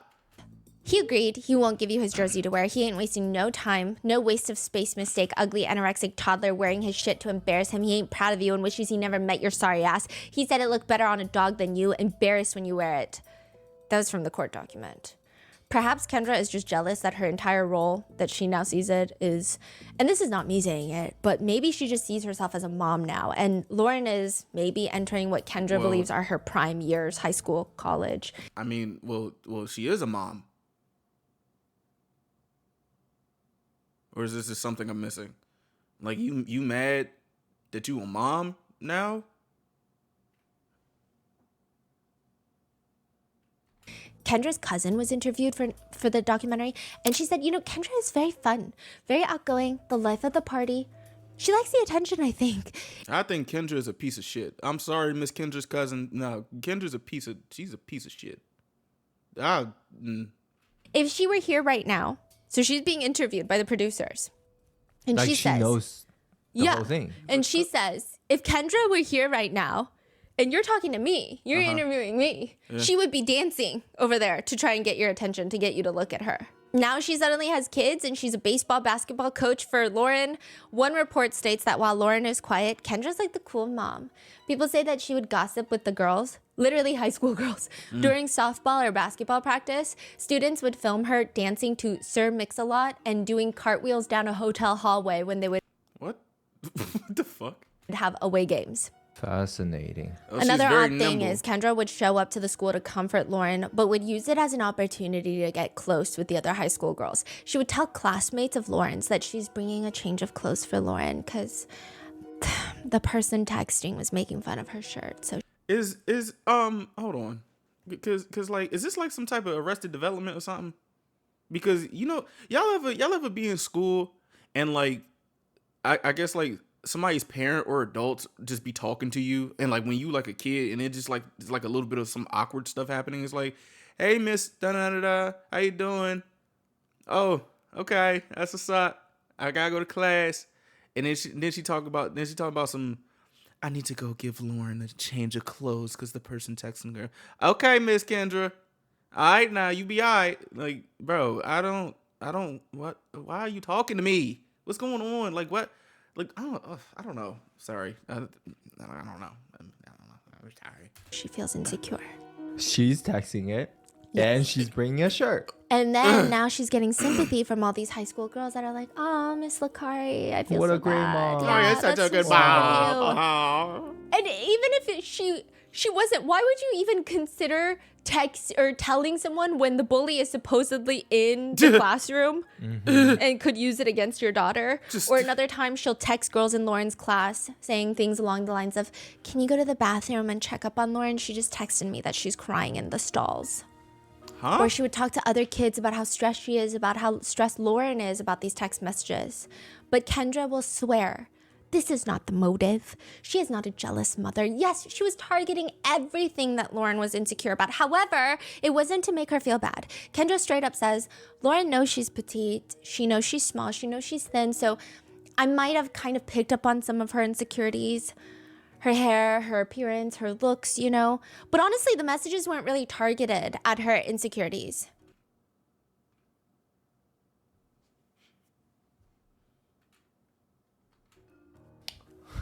The Netflix producer does ask something that kind of pissed off a lot of netizens. Oh, shit. Which is they asked Kendra, were they targeted at you? Were you sending those messages to yourself? And they were like, why are you trying to give her an out to make herself look better?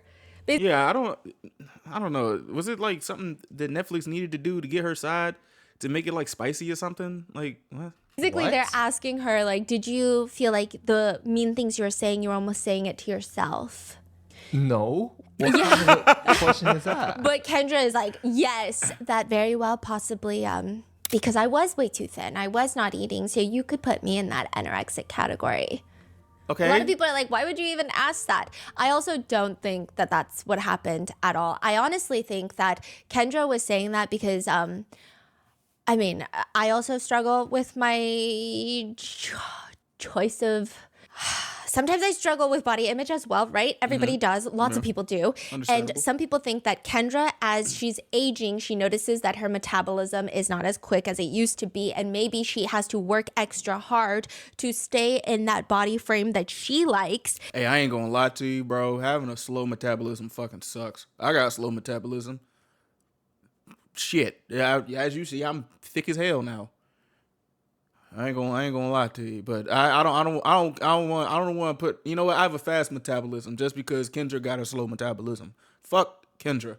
And she's looking at her teenage daughter, and like lots of teenage kids, they can just eat whatever they want and they don't really fluctuate in weight as much as like a 50-year-old woman. Yeah. And so maybe she's very upset with that. I don't think Yeah. that she's sending it to herself. I think she's pissed off. Yeah.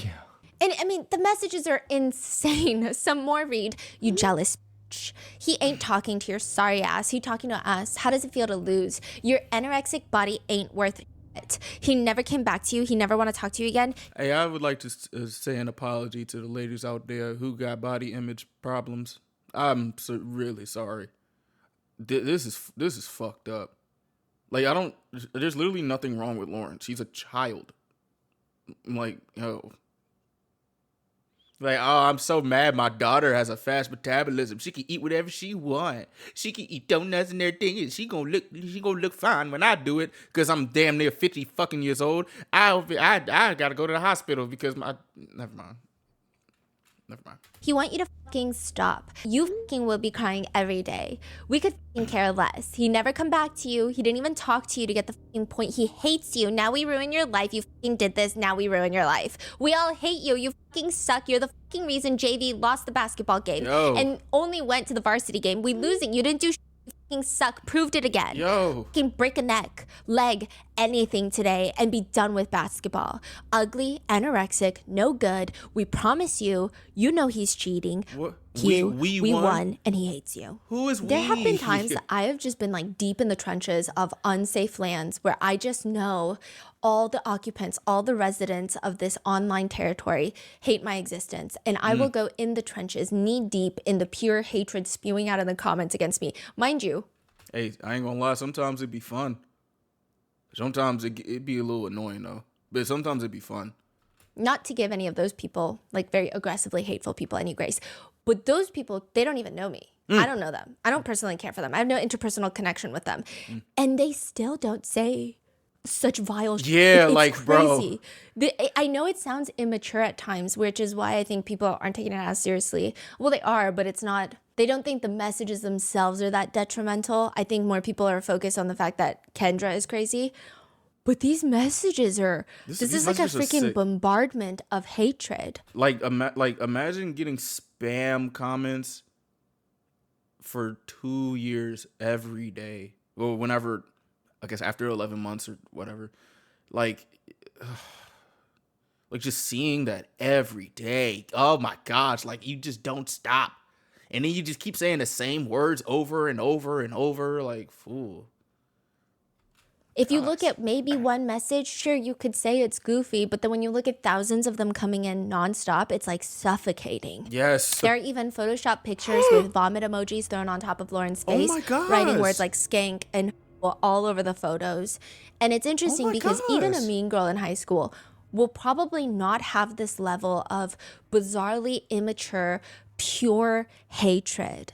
And for Kendra to have that against her own daughter is bizarre. And I say immature hatred, not because I don't think it's immature in the sense of, oh, this is dumb, but in the sense of like, this feels like jealousy in the purest form. It's not even complicated jealousy.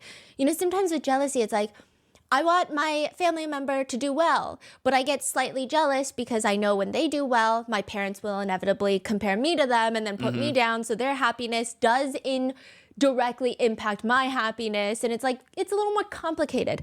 This, pure jealousy. Just pure. It's weird. And she's just so mean. One text message, not in the documentary. It just says, you're no one.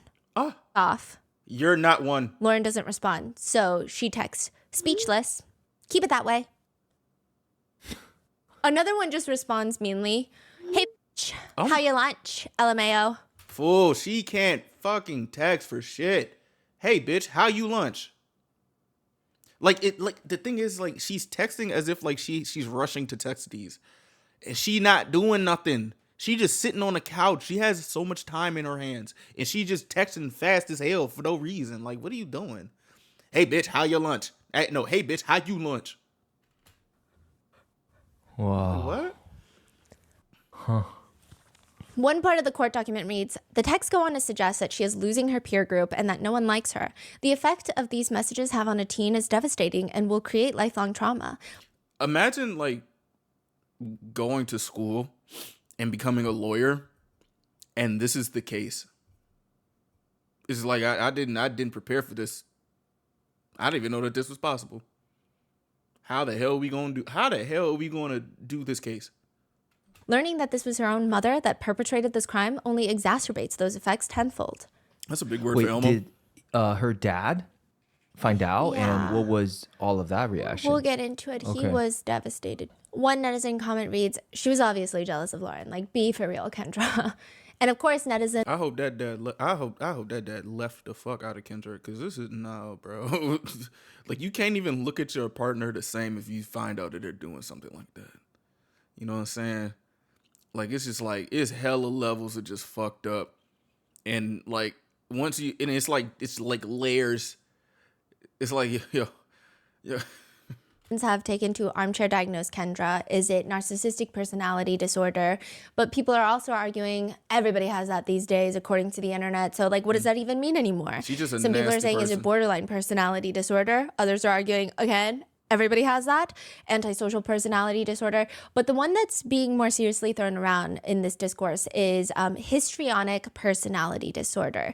HPD is usually characterized by a pervasive pattern of excessive emotionality and attention-seeking behaviors. People who genuinely are annoyed not being the center of attention, they will act in strangely inappropriate sexual ways in front of even coworkers just What to the get fuck? attention that they crave. Basically, another disorder that people like to slap typically on women on the internet, but usually incorrect. It's not that common to have HPD, but I do see how in this specific case, some netizens are coming to the theory that Kendra has it. Firstly, it's one of the nicer diagnoses that you can give her. The other one just being like a pervert pedophile. Yeah. But they're basically saying Kendra is the type to pretend to faint or get sick at everyone's birthday parties. And maybe that goes hand in hand with the jealousy that she feels for Lauren. The speculation online being that she cannot stand not being the center of attention. This has to be very exhausting to be around. And she's being outshined by her daughter. I will say that HPD does have a very strong stigma because I think the need to be the center of attention and it comes off as someone who is very vapid or vain. But one good comparison that people have with HPD is they say like a character is like Harley Quinn. It's not like I mean, Harley Quinn. Well, which Harley Quinn? I just want everyone to look at. It's usually connected to some deep desire to feel accepted, and they just go about it in ways that could be slightly destructive to themselves. Nevertheless, a lot of people believe Kendra might have HPD, which does not excuse her actions, nor does it mean that someone with HPD would do something like this. It's just part of the discourse. A lot of people point to the way that even at basketball games, she's like doing the cartwheels with all the teen kids. Like, it's weird. I genuinely cannot see her like doing any of this cartwheel shit. Like, she don't look like I. But at the same time, she's bullying her own daughter for her basketball performance. Text messages read, LMFAO 2 points. You suck. How about you shoot a motherfucking jump shot, bitch? The fuck? You do a damn mic and drill. The fuck are we talking about? Just because you can do a cartwheel don't mean you know how to do a regular layup. Do you know how to throw a routine chest pass? Oh no, you just like doing cartwheels and be a center of attention. What? With one comment reading, she was jealous of her daughter. I mean, she was pretty good. She was pretty good at sports, was the #1 couple at school, and her mom envied the attention she got. So she tore down the town in order for her daughter to have a greater need for the mom in her life. Classic narcissistic abuse. Oh, another thing that was just so jolting. What? In the court documents, Kendra kept a screenshot of all the text messages organized on her desktop. Literal PDF files of text messages. Like the thousands of them? Yeah, a lot of them. What? And then another folder just titled Snap. It has all of her login history for Snapchat. And then she has a folder that was titled just O, and it was a letter to Owen, which was not included in the court document for privacy reasons, obviously. But it's weird. We're going to touch up on that later. Bro, so that's theory number one. But being jealous of her own daughter, which is a very real thing that happens, there is the other theory, the second theory. This is the one that Netflix kind of drove more into, which is cyber Munchausen by proxy. So to give you some context, Munchausen syndrome is someone who loves to pretend to be sick, to make themselves either literally sick or pretend to be sick to get sympathy. It's giving, I'm dying, but not actually. I just like that you're nice to me when you think I'm dying, and I think I look really good in a hospital gown. Munchausen by proxy is when a caretaker makes their caretaking subject, usually their child, sick. Ain't this the joint with Gypsy Rose? Ain't this that? So everyone can rally around them. And this is actually a lot more dangerous because most of the time it's not pretend. Most of the time they are making their child sick and the child has no idea, and because the child can't lie to the doctor, so they just physically make them sick. These are the people that like to wrap their little cardigan around them and cry in the hospital waiting room. It's very terrifying. It's my poor child is sick and I'm secretly poisoning them. And now there's the online variation of it. Munchausen, where people will fake having cancer, posting literal TikToks of them getting chemotherapy, setting up GoFundMes, only for everyone to find out that they don't have any sort of terminal illness at all. They are healthy as a horse. Then you have this case, cyber Munchausen by proxy. Okay. Lauren is getting bullied, cyberstalked, harassed, bullied. She is a victim. And Kendra is her poor, sympathetic mother trying to fight for justice to make sure her daughter is okay. That is the theory. I mean, there have been reports of people making fake accounts to bully themselves for sympathy. There have been other reports of people making fake accounts to bully their friends. Okay. Quick question. For someone to want to be the center of attention so bad, you would probably think all this happening is going to make Lauren even more of the center of attention. Like people, like her doing this to her daughter, literally is adding more. Like it's literally adding more attention. And you think you're going to be the sympathetic mother? No, people they're not going to give a fuck about you because you're not the main. Like you're actually making it. Oh my gosh. Okay, so this is where it gets weird. There have been reports of person A making a fake account to bully their best friend online, person B. Okay. And then it's like an anonymous hater. And then person A switches back to their real account and defends their best friend. What? Oh. To drive their best friend closer to them. Oh. Wow. I know. weird. I was down a rabbit hole looking into this because I was like, cyber Munchausen by proxy? How does that even work?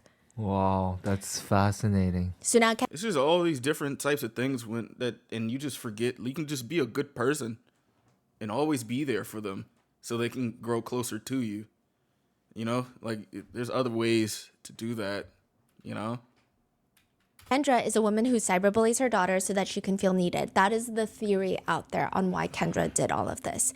Kendra's cousin says, Kendra has been always an attention seeker, but when it comes down to it, she's always a good person.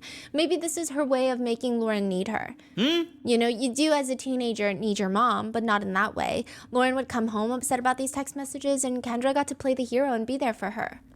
The superintendent of the school states she wanted her daughter to need her in such a way that she was willing to hurt her. And this is the way she chose to do that versus physically trying to make her ill, which is typical Munchausen behavior. It is not acceptable, but I think a lot of people have accepted it because it's just more digestible to think of it like that of, a mom who wants her daughter to need her seems a little bit more maternal and acceptable than, no, she literally hates her daughter. I think, because I don't know why so many people are running with this theory. I think there is maybe a little bit of this, but I don't think so. Yeah, I don't think so. I mean, but wasn't she talking to Owen too? Like, I think the one thing I'm like, okay, I could see that is she does use it as the whole purpose of her life. I feel like okay, if she wants to do that, I would say, wouldn't she do it even more publicly on like platforms, on blogs? Yeah. Like just hating on the daughter. Yeah, make like a Gossip Girl bully blog or something. So then the whole freaking, make it more public maybe. But this is like very personal. She's like directly going after the daughter's insecurities. Yeah. It's weird. And Kendra, she does make this whole thing her personality. She'll go to the school every day to talk about it. Someone gives her a suggestion of like, why don't you get her a new phone number? She'll ignore it, come back the next day, talk about it all over again. School members say, you got Kendra, and then you got Owen's mom, Jill, going to the school every day, just bitching at Dan, who's the principal. They're demanding that they go through kids' phones, but luckily the superintendent is like, hey, are you insane? You're not going to go through kids' phones. Like, we're not going to have interrogations of the basketball team. Side note, some of the sympathy farming, if you will, is weird. Kendra will take screenshots of the unknown sender texting her own daughter to self-exit, send it to Lauren's classmates, or sometimes even call them, to which a few of Lauren's classmates are actually very stressed out about this, and they feel like now every text or call from Kendra is going to be the one where they are told that Lauren is gone, because that's how concerned they are. One classmate says, how much can a little girl take? So people are saying that Jill, who is Owen's mom, is trying to get to the bottom of this. Every time she's talking to the principal, she's trying to implement new things to figure out who the texter is. Meanwhile, Kendra is just like sobbing. She's trying to get thoughts and prayers and a freaking casserole. That's the vibe. which I don't know. Casserole? But a lot of the documentary runs with this theory. Kendra again says that's not why. She says, I'm not jealous of my daughter. Bro. This is also not why. She said that she wanted to protect her daughter. She you? says, when I was 17, I was R-worded. Huh? And as my daughter was hitting those teenage years, I got scared. I got very scared. I didn't want her to go through the process that I'd gone through. I think that really led me to not knowing how to handle things right. It was hard because I was reliving what I had. Wait. Okay, first off, I'm very sorry that happened.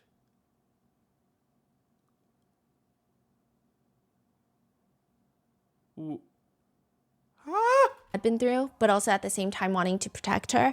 I wanted to try to like control the outcome of her journey. I was afraid of letting her grow up some, right? Wanting to protect her and keep her safe and keep her close and scared to let her grow up because scared of what could happen to her. A lot of people are like, what are you talking about? Yeah. What are you talking about? A lot of netizens are confused why Netflix didn't push back on Kendra's excuse. Side note, another text in the court docs we found was Lauren texting, I don't understand any of this, but it's becoming very hurtful. And honestly, I'll do anything for you to stop and leave our lives alone. Neither of us did anything to anyone to deserve this. And honestly, it just makes me very sad. She's really doing this to her, not, well, of course, her daughter, but she's not doing anything to anybody. Like, she's not doing anything to anybody. Kendra, unknown sender, responds, shut the up. Owen hates you, and he could care less about how your ugly anorexic ass feels. Give up on him and yourself. You're worthless. You f***ing lost. We will see when you get caught. And I hope you know our lives and feelings are not a game at all. And it's sad you act like you're proud of this. And I might be worthless or whatever you're calling me, but you're not worth my time, so please just stop. Yeah, Lauren. Kendra just responds, you're jealous, give up, and we won. Owen picks us, and you worthless trash to him. Ooh, One netizen comments, I think she texted her daughter hurtful things. She was projecting her own insecurities onto her daughter. The mother felt worthless, losing her jobs, and probably felt like self-exiting. So she texted her daughter to hurt herself. And maybe she was jealous that her daughter was having happy teenage years, carefree teenage years, while she was not. Then there is another theory in the documentary that's touched up on for like 2 seconds, which is Kendra was obsessed with Owen. That's what I'm saying, bro, because this is frying me. Like, she keep talking about this young nigga, bro. Like, fool, what the hell? Like, yo, you're married. You're married. Why are you on this little boy? You know what I'm saying? Like, why are you on him heavy like this? So, like, the jealousy of her daughter is stemming from the fact that she's jealous that her daughter is dating Owen. Kendra wants a 13-year-old boy, is the theory. And it mainly comes from Owen's mom stating that she believes Kendra was obsessed. Kendra's own text messages, a lot of them do come off very strangely. So one text message reads, you will never take him away from me. You will never win when it comes to him. I will always win, and I have always and will always be more important to him. Owen loves me, and I will always be the girl he loves. You will not come into his life and take him away from me. That will not happen. You are a bitch, and I want you out of his life. He will always be with me while your lonely, ugly ass is alone. Owen and I need each other. Sorry, not sorry. Lauren responds, I'm sorry you feel it's okay to say stuff, and if it makes you feel better about yourself, then good for you. I don't care what you say. Owen and I are solid, and you're not going to break us up. Yeah, fight back, Lauren. Fight back. Yes, fight back.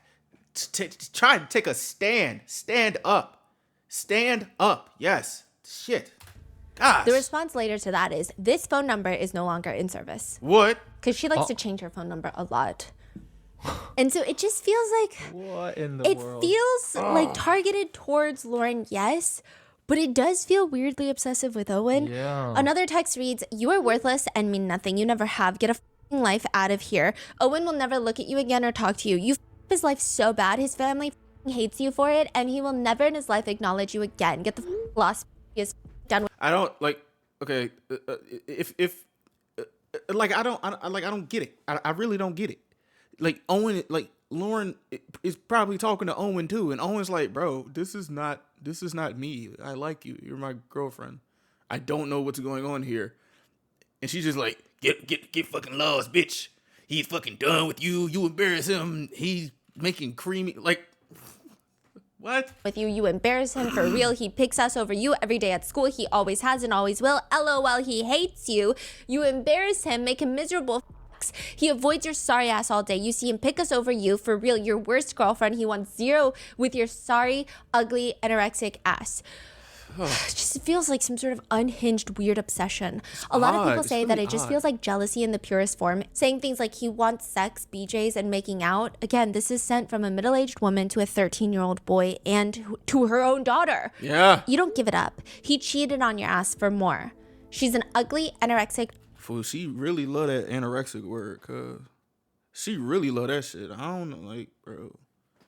I don't understand, cuz. And sucks at everything. Ain't no one like her. She up on your boys. Don't talk to her. Basically accusing Lauren of talking to Owen's friends. He up on Owen, your boys. You promise. Why are you talking like a nigga? Why are you talking like this? Who taught you how to talk like this? He up on his boys. Like, what's this, like, you trying to, like, mask or, like, beat somebody? Like, why are you talking like that? Do not talk to her. She ain't worth it. What? People argue online that whether it was jealousy towards her own daughter, Munchausen by proxy, cyber Munchausen by proxy, whatever you want to call it, none of these text messages are appropriate to write to 13-year-olds. Exactly. And you can't really write it, some netizens are arguing, without feeling something towards that boy. It's just kind of incomprehensible. Right. Yes. Yeah, like these messages are really alarming to say. Yeah. Towards about a 13-year-old boy. Yeah. Another message reads, Owen loves me and I will always be the girl he loves. He will be with me while your lonely, ugly ass is alone. In the documentary, Kendra says he liked, talking about Lauren and Owen. They liked a lot of the same stuff, a lot of the sports. They went trick-or-treating together, little things like that. That's nice. How can you say they like trick-or-treating, recognize how young they are, and still text things like this? Further proof that netizens feel show that Kendra was obsessed with Owen is all of the text messages seem to center around them breaking up the golden couple because Owen likes us more than Lauren. Quote, we will win. Well, Kendra does win because Lauren and Owen end up breaking up. No! Owen says, we were on FaceTime and I told her it was just too much. No! It's clear the texter wanted them to break up. Owen says, maybe if we give them what they want and they stop, maybe one day we can try again. That's fucked up. Like just in the midst of all of this. And he thought it was going to get better. No. Because that was the whole point of all these messages is for them to break up. But it doesn't get better because months later, he goes to an away game. And he meets this girl from a neighboring city like 2 hours away. They're not officially dating. They're just talking. But then he wakes up to a text from her. My mom just got a random text from someone. Owen is like, here we go again. It's the same format, same words, telling the girl from Pinconning to back off of me because I'm theirs. The texter went out of their way to find her mom's phone number that lives in Pinconning. I just felt like I couldn't do anything about it. I had no... Wait, what? It's texting the girl's mom? Yeah, this like random girl's mom. But not texting the girl or Owen. No. What? Wait. I just felt like I couldn't do anything about it. I had no freedom. I felt like I couldn't date anyone because I was putting them in danger. And I just didn't want them to go through the same thing that Lauren went through. It would eat me alive each and every day. I feel like I was sick.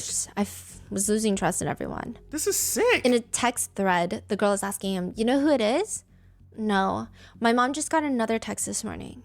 I'm really sorry. Owen states, so me and the girl from Pinconning ended up breaking up because of this. Furthermore, so she wants Owen. Confirmed. It's confirmed. Because how the hell do you acquire these numbers? Like, how? What? Like, how do you know what you like Owen? You nasty PDF file. Or there's an anonymous tip that gets sent in accusing Lauren of bullying Owen that is sent in by Kendra herself. It feels like in some respects, she's competing with her own daughter and all these other girls for this 13-year-old boy. It's weird. When they were dating, Kendra would go out of her way to go on these dates with Lauren and Owen to take pictures of them. She signed up to coach Owen's track team. She wanted to become his, quote, second mom. Lady, you are married. Did the dad know about this shit? Like, what the? Where's the dad at? What is he doing? I'm just like, yo, what's going on here? went out of her way to drive Lauren 3 hours to watch one of Owen's championship games. And there had been this huge tournament in Florida for Owen. Kendra thought, why don't we turn it into a whole Licari family vacation? To which Jill, Owen's mom, gently told her, maybe not. See, this is why sometimes you gotta threaten somebody. You turn this into a family vacation over my son, girl. Why the fuck is you so? I don't know how intuition is with like moms. It's just like, yo, who the fuck,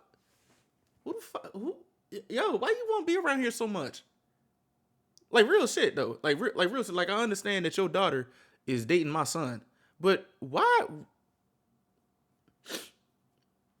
What's up with you?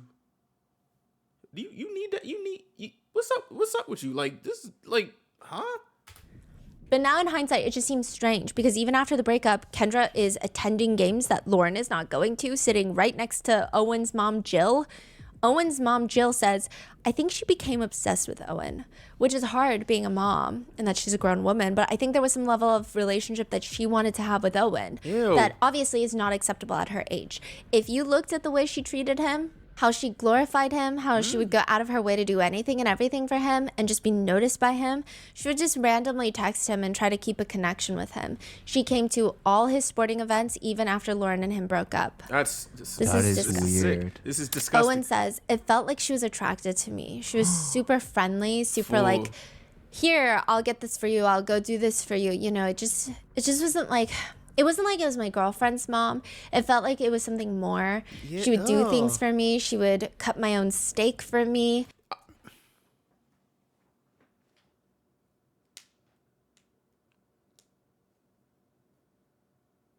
You cutting this nigga steak?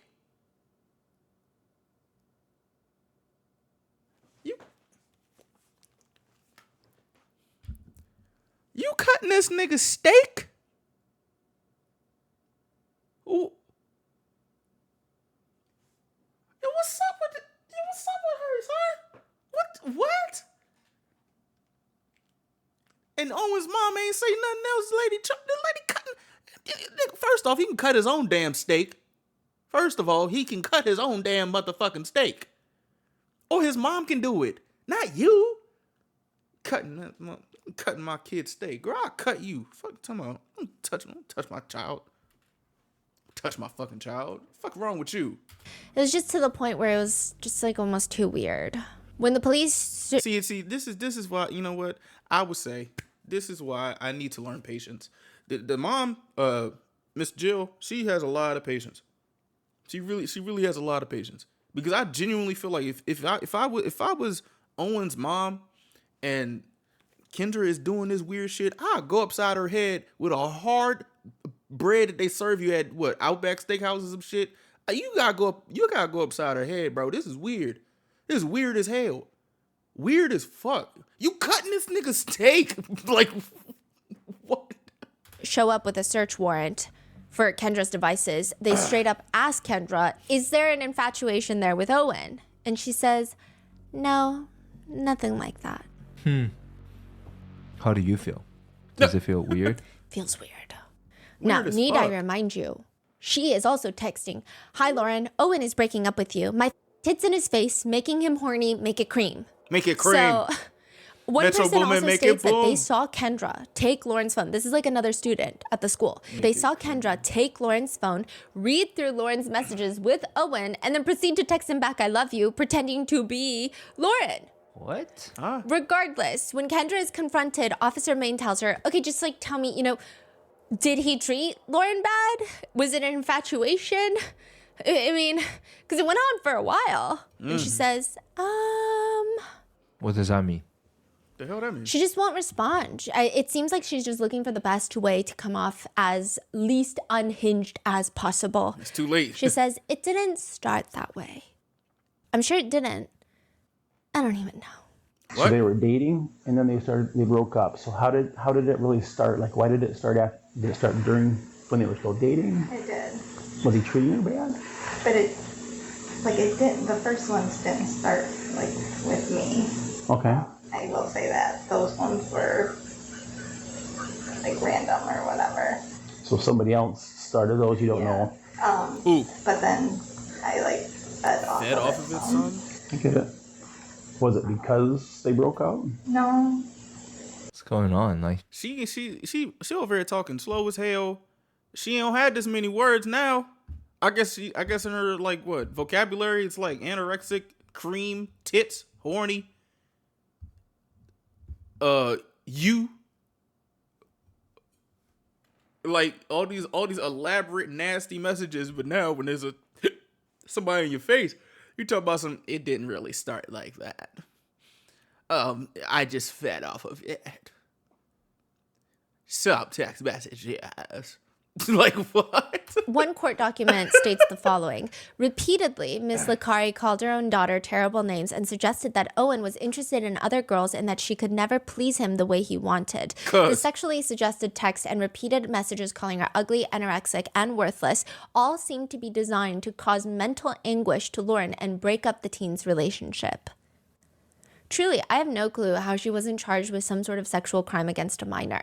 In one message from the court doc, she messages them about how she sits next to them in science class and they talk about fingering and jerking.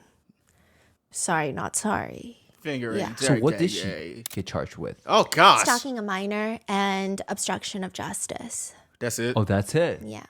All of this is just considered stalking a minor. Yeah. Is there sentencing or? Yes. So she pled guilty. Yo, watch she actually out. had like 5 different counts, Bro. but she pled guilty to 2 counts of stalking a minor. And she did ultimately receive just 19 months, In jail. which is like nothing. But I think there was an argument of there was no crime, a sexual crime, because there was no trying to set up. She didn't meetup? send any lewd photos. She didn't try to ask for photos. She didn't try to solicit a minor to meet with her, to conduct some sort of illegal activity. I still don't understand how this doesn't count as sexual harassment at the very least of a minor, but Yeah. I mean, she just has a sick obsession with the word creamy, cream, and sometimes she will literally just text cream.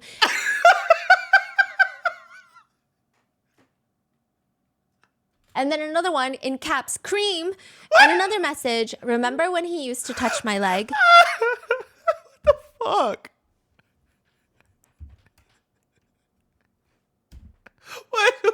What? Bro, what? You just sit cream. And like that's the message of the day. Cream. Like what? He be touching more now. He always pick me. Bedroom pics coming. Be jealous. He hitting for pussy now. LMFAO. What? Oh my god. But then in comes a new theory. So after watching the documentary, some people feel that Jill, Owen's mother, was the target. What? And not as in Kendra wants her, or as maybe wants to be accepted by her, wants to be taken in as a best friend by Owen's mom. Owen's parents have the life that it appears Kendra really wanted. Kendra really wanted that quintessential small town popular parents lifestyle storyline. Why? Owen's dad was the star outfielder for baseball at Beale City High School. Jill was a Beale City cheerleader. Jill says in another report that Kendra always talked about Lauren and Owen like they were going to be together forever. So the theory being she wanted the kids to get married just so she could have a good standing in the community as one of the popular parents. Owen starts pulling away because of these text messages. This is like a few weeks before they break up. And he's just saying it's hard to be with someone after all of that. Meanwhile, Kendra really wants them to stay together because Kendra is texting Lauren in the gym. So they're in the gym together. So Kendra wants them to stay together, but Kendra is harassing the almighty fuck out of them for them to break up. This doesn't make sense. Is this like a paradox situation or something? Yo, stop telling me, bro. I know there's things in my files, man. Okay, I don't feel like doing this right now. We're talking about something else. Damn computer.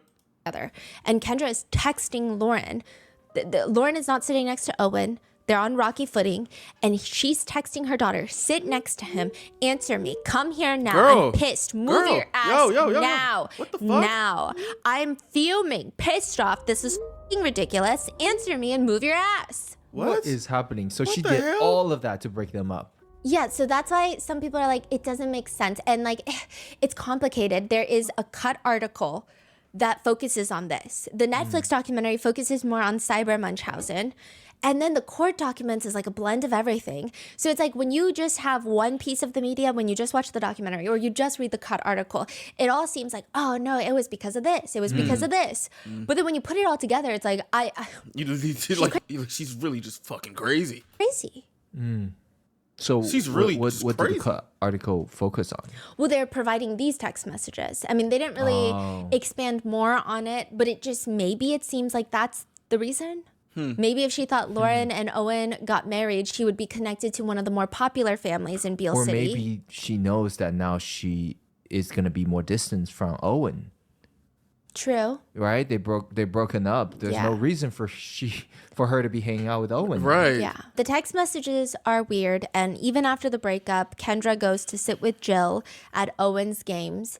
And Jill would be on the phone with Kendra even after the breakup because they're just trying to get to the bottom of who is sending all these messages. And Kendra was more occupied with the idea of the kids getting back together. She would be talking to Jill like, Owen only broke up with her because of the text messages, right?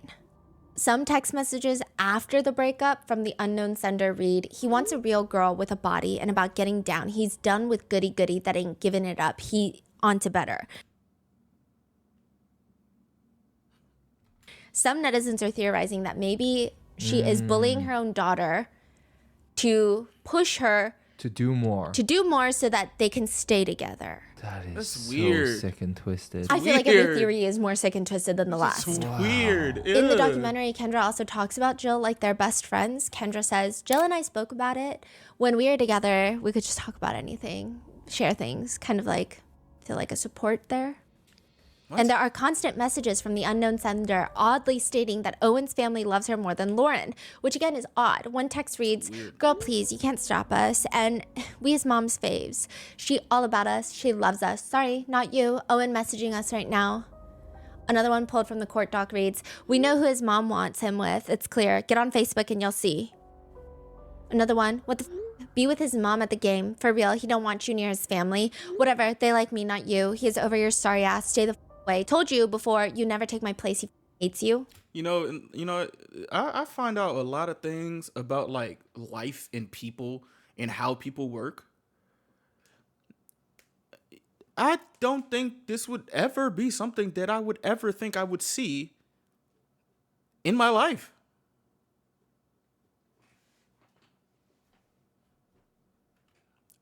Sometimes I like to make sense of some things. I literally cannot make sense of this whole situation.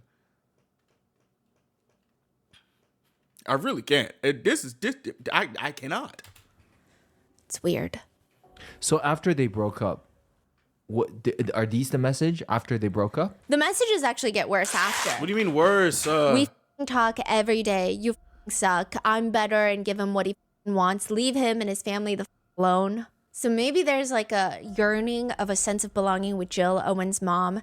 They're fighting this bad guy together, bringing them closer, bringing their kids together was maybe what she thought she was doing, pushing the two families to be trauma bonded together. And nobody else can understand them. Nobody else knows what they're going through. Nobody else can understand and stick together type of mentality. One portion of the court doc reads, to date, we are left to speculate the motive for this crime, but it appears that the goal was simply to cause mental torture to her daughter and then be there to support her in her time of need. It should not be overlooked that Miss Licari may have had an unhealthy infatuation with Owen that caused her to create a rift in their relationship. People are confused. Then we just have the pure chaos theory. Pure She chaos. just gives the energy that she wants to sow absolute chaos and be the center of attention, is how some netizens feel. For over a year. Just for the sake of it. Like, just for the sport. That is dangerous. That is really dangerous. Kendra is playing Sherlock Holmes, Scooby-Doo, Criminal Minds, except it's her own brain scan. Dan Boyer, the principal of the high school, he thought he was going to figure it out. He thought he was going to crack the freaking code. But it just, Kendra would come in, she would be so upset every single day, talking to parents, talking to Dan. She would frame the other kids. Also, another thing, I don't know how anybody thought that this was a teenager texting them, because the way that the text messages it was just grammatically atrocious to the point where Yeah. it is clearly an adult trying to be a 13-year-old. Exactly. Like, what? Nobody talk like that. Nobody talk like that. Bruh, she an anorexic bitch and sucks at everything. Everything. Ain't no one like her. She up on your boys. Don't talk to her. What?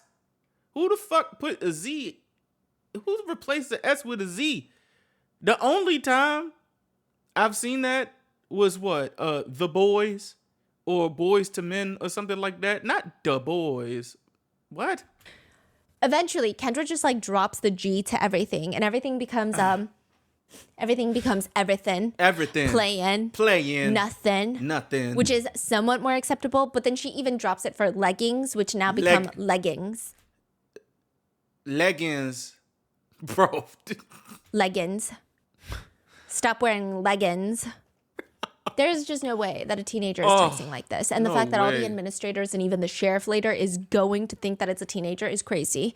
Kendra, at this point, has been let go from her job. She has been lying to Sean, her husband. She's been lying to Lauren about having a job, spending 8 hours a day doing this, and then showing up to the school every day, demanding answers, pointing fingers, just mayhem. This woman is a menace, and she's complaining. She complains in the Netflix documentary. She says, we were hoping for some type of action, right? So we really thought the school would, kind of, let's see what we can do. Unfortunately, in my opinion, I don't think the school handled things very well. How the hell are they supposed to handle this? Like, honestly. Like, how? What did you... actually, no, shut the fuck up. Just shut up. Just stop talking. Ma'am, you're the one sending the messages. What? Why are you commenting on the investigation into you? Eventually, the local sheriff's office decides that they are going to try and get to the bottom of this case. And they go about it for a year in the most bizarre fashion. Sheriff Maine is like, I got it. The messages start around Halloween. Who was hosting the Halloween party? Oh, they're going to say it's... Chloe Oh, no. Wilson. No. See, oh my gosh. This is just a mess. A big mess. I didn't even think we would be talking about Chloe anymore. Why are we saying Chloe doing this? Do Chloe talk like this? Everything. Making it creamy. She probably don't talk like this because people don't be talking like that. You know what Chloe Wilson, a lot of the kids said? She likes to use the word bruh. Bruh. A lot of the text messages say bruh. Really? Her dad's a cop. Her mom is a popular mom at the school. Okay. And this is like the popular family. So is it Chloe? Now, it does appear in the documentary that Chloe has a bit of a reputation as a mean girl. Some say that she is the mean girl of the school. Others say that she's just popular and confident and has leadership qualities. And just to give you an idea, Chloe has two best friends, Sophie and Macy. So they got everybody in this dang documentary. They are like the trio. Okay. Lauren's not really part of this group, and all three of them are close with Owen. But there were allegations that Chloe and her friends threw carrots at a girl named Adriana. What? Who also happens to be Owen's cousin. What? These people in this town is crazy. What? To which Chloe's mom says, there were just multiple allegations against Chloe where she was bullying or she wasn't being nice to this person. Oh, hell no. The principal called Chloe in constantly, and she's like, I'm not doing anything. Girl, y'all throwing carrots at somebody? Like, what? Her dad, Mr. Cop Wilson, says she was a leader at the time. She had a huge friend group. It spanned to several other schools, So I think that to some people, I'm not going to say they were offended by that, but maybe they wanted that sort of thing for themselves. A lot of people don't like this family after the documentary. Shit. I don't know. I think it's bad to say whether we like or dislike Chloe. I think it's hard to say, and she's in such formative years of her life, but the parents definitely give off mean energy. Ooh, damn. Do you see that suck? A mean girl with mean girl parents? Oh, Lord. Oh, hell no. Yeah. A lot of netizens have been commenting, yeah, the girls definitely threw the carrots. Sure. I mean, I'm not. Yeah, they probably did throw the carrots. Like what? But Chloe, has known Owen since they were younger, and they've always had this on and off crush situation. Really? Both of them kind of had crushes on each other, but never ended up dating. Okay. The reason a lot of people thought it was at her at first is because she seemed really jealous of Owen's relationship with Lauren. Sophie says about Chloe and Owen, they weren't, I don't know how to explain their relationship. They were a little bit more than friends. They kind of always liked each other. What was that like that? Oh, that's my brother or that's my sister type shit. Like, oh no, that's my bro, man. Nah, man, that's sis. But they like actually like each other. Damn. Owen and Chloe became like really good friends, and then he started dating Lauren, is what Sophie says. Even Owen admits Lauren and Chloe never got along. Oh no. Chloe wasn't the nicest person. She's not a bully, but she wasn't a nice person by any means, and I think she said some things to Lauren that just made Lauren not like her. What'd she say? Lauren says, Chloe always had a crush on Owen. Ooh. I think she would always just go and talk to him just to make me jealous. I didn't like her because I feel like we just had two completely different vibes. We played basketball together and we just didn't match each other. So when the unknown sender starts intentionally texting about Lauren's bad basketball games and taunting her about her scores, it feels like it might be Chloe who's very competitive on the team. And then there's a message where the unknown sender is like, you scored basically no points. I scored 12. Loser. Kendra is the volunteer scorekeeper at the games. It all leads back to Kendra. She helps Lauren look up who on the team scored 12 points. And what do you know? The only person that scored 12 points that night was Chloe. That's She's crazy. Framing. Kendra is... Like, she's real, bro. This is premeditated, bro. Like, she's doing all these intricate things to not be caught and have like connections so they won't even suspect it's her, but don't realize everything goes down to your IP address.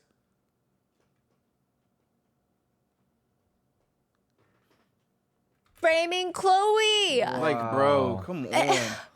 Wow. Damn, bro. That's crazy. Kendra's flaming Chloe. Chloe's getting investigated by Officer Maine. Her friends are investigating her. Chloe's so fed up, she ends up giving her phone to Owen for the day. She's like, take my phone. Take my freaking phone, and if you get text messages, then it's not from me. And then there's no message? There's still messages coming in. Oh, okay. Because Yeah. I was thinking if the mom found out, then she would be like, I'm not texting. Okay. No. So there's no messages. And then even after all of that, nobody believes Chloe. So then her dad, who happens to be a cop, is like, hey, just get your phone extracted.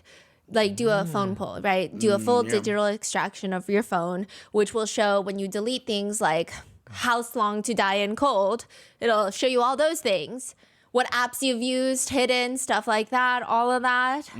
I'll allow it. So then they do it, and there's nothing. Oh, wow. And Chloe's parents have been adamant until since the beginning that it was not their daughter. They even text the sheriff personally.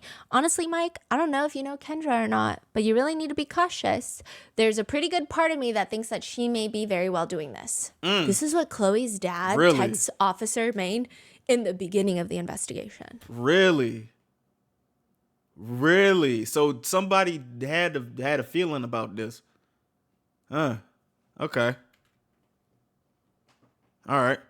Even in the court documents we received in the interview note, the officer writes about Chloe's dad. Have you looked at Kendra Licari as a possible suspect? She has had some issues in the past with Chloe. She used to coach Chloe. Chloe got bumped up, and Kendra was very upset about it. What does that mean, bumped up? Bumped up? I guess on the team. Like, she was doing better on the team, and Kendra was getting very upset about it. Oh, okay. And if there's one thing Kendra's going to do, it's just too much. Wait, how did the dad know? So the dad, Chloe's dad, kind of knew from the get-go. Yeah. But nobody else hadn't believed it. That's interesting detective work. After Chloe gives an extraction of her phone, another message comes in, which is, I talked police yesterday, then kept my phone, searched it, copied it, found nothing bad. Yeah. Still doing it. Yeah. And then a picture of Chloe and Owen hanging out is sent. And then What? girls be spending night at real cream.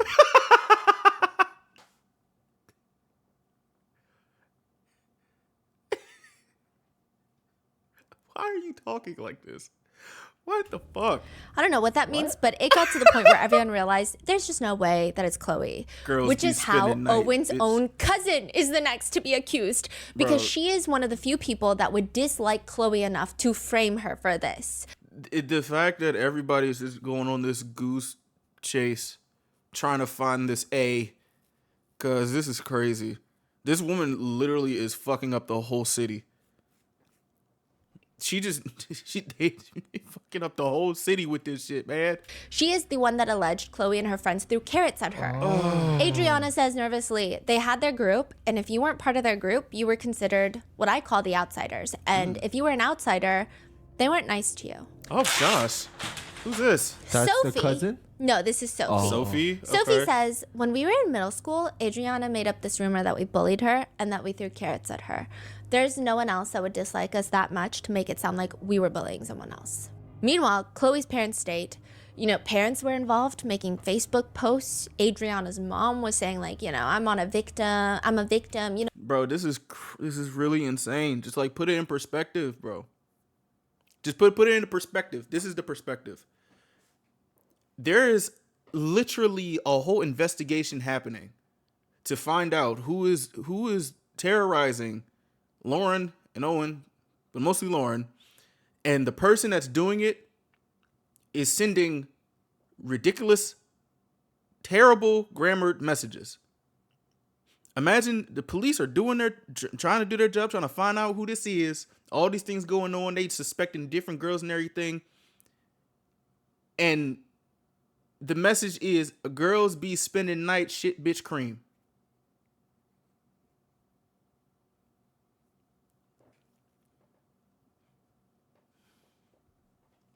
Just think. Girls be spending the night shit bitch cream. That kind of journey.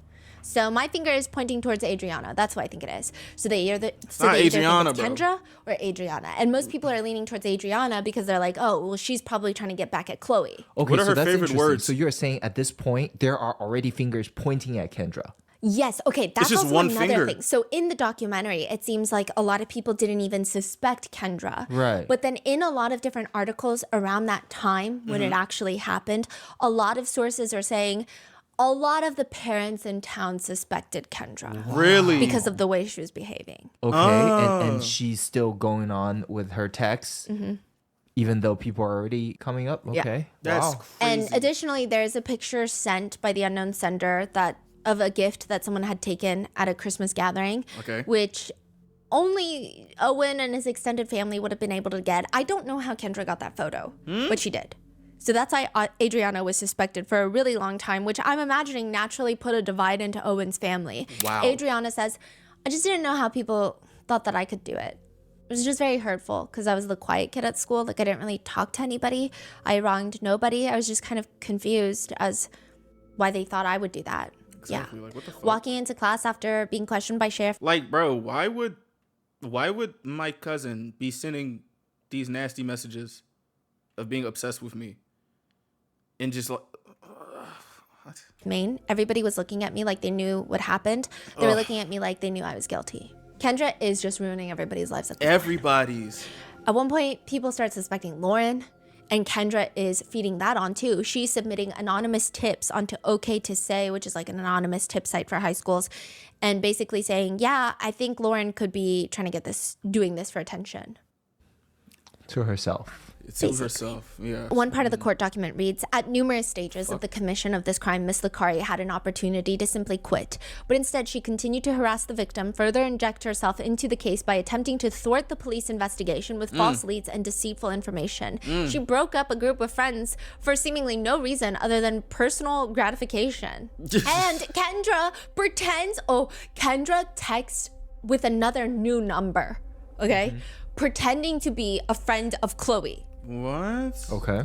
Okay. And text Lauren and Owen, quote, I don't know either of you that well. I got your numbers from a friend. I know the people messaging you. I reported it to OK to Say. I was with one of them while they were doing it. I hope reporting it helps. I recommend being very careful. They were lying and from what I learned, putting on a very good act. It makes me sick to my stomach to know that they're proud of breaking you guys up. I don't want to be friends with anyone who does this, and I'm going to distance myself from those relationships. I'm just going to leave it to volleyball only. which Chloe and Sophie and Macy are all part of the volleyball team. I talked to my parents. We made the decision to report through OK to Say. This is conniving as fuck. This is conniving as hell. Cool. And if needed, they will call the school. Sorry. You both seem very nice. Hope this helps. Yo, she is sick and twisted. This is a sick There are woman. so many layers to this. And all I have to say is that Kendra genuinely terrifies me. And at one point, she straight up just texts, bruh, the UP Blue Ice is shit. What? UP being an area in Michigan where Chloe was for winter break. And then immediately texts back, wrong person, sorry. It's winter break. Chloe is in UP. Everybody knows she's there. She texts after like, sorry, not sorry, you look ugly in leggings. Bruh, the UP Blue Ice and Like she's on vacation. yeah, and then immediately, wrong person, sorry. What the fuck is... Yo. Or maybe she was just trying to frame them, because in the full body cam footage that we received, I did see some part that was interesting. Kendra's explaining that she sent the messages because, quote, Lauren struggled with a group of kids at school for a long time, and she was having a really hard, because they were targeting her in a sense, and they were trying to come in between them and do all this stuff. So that's just very interesting.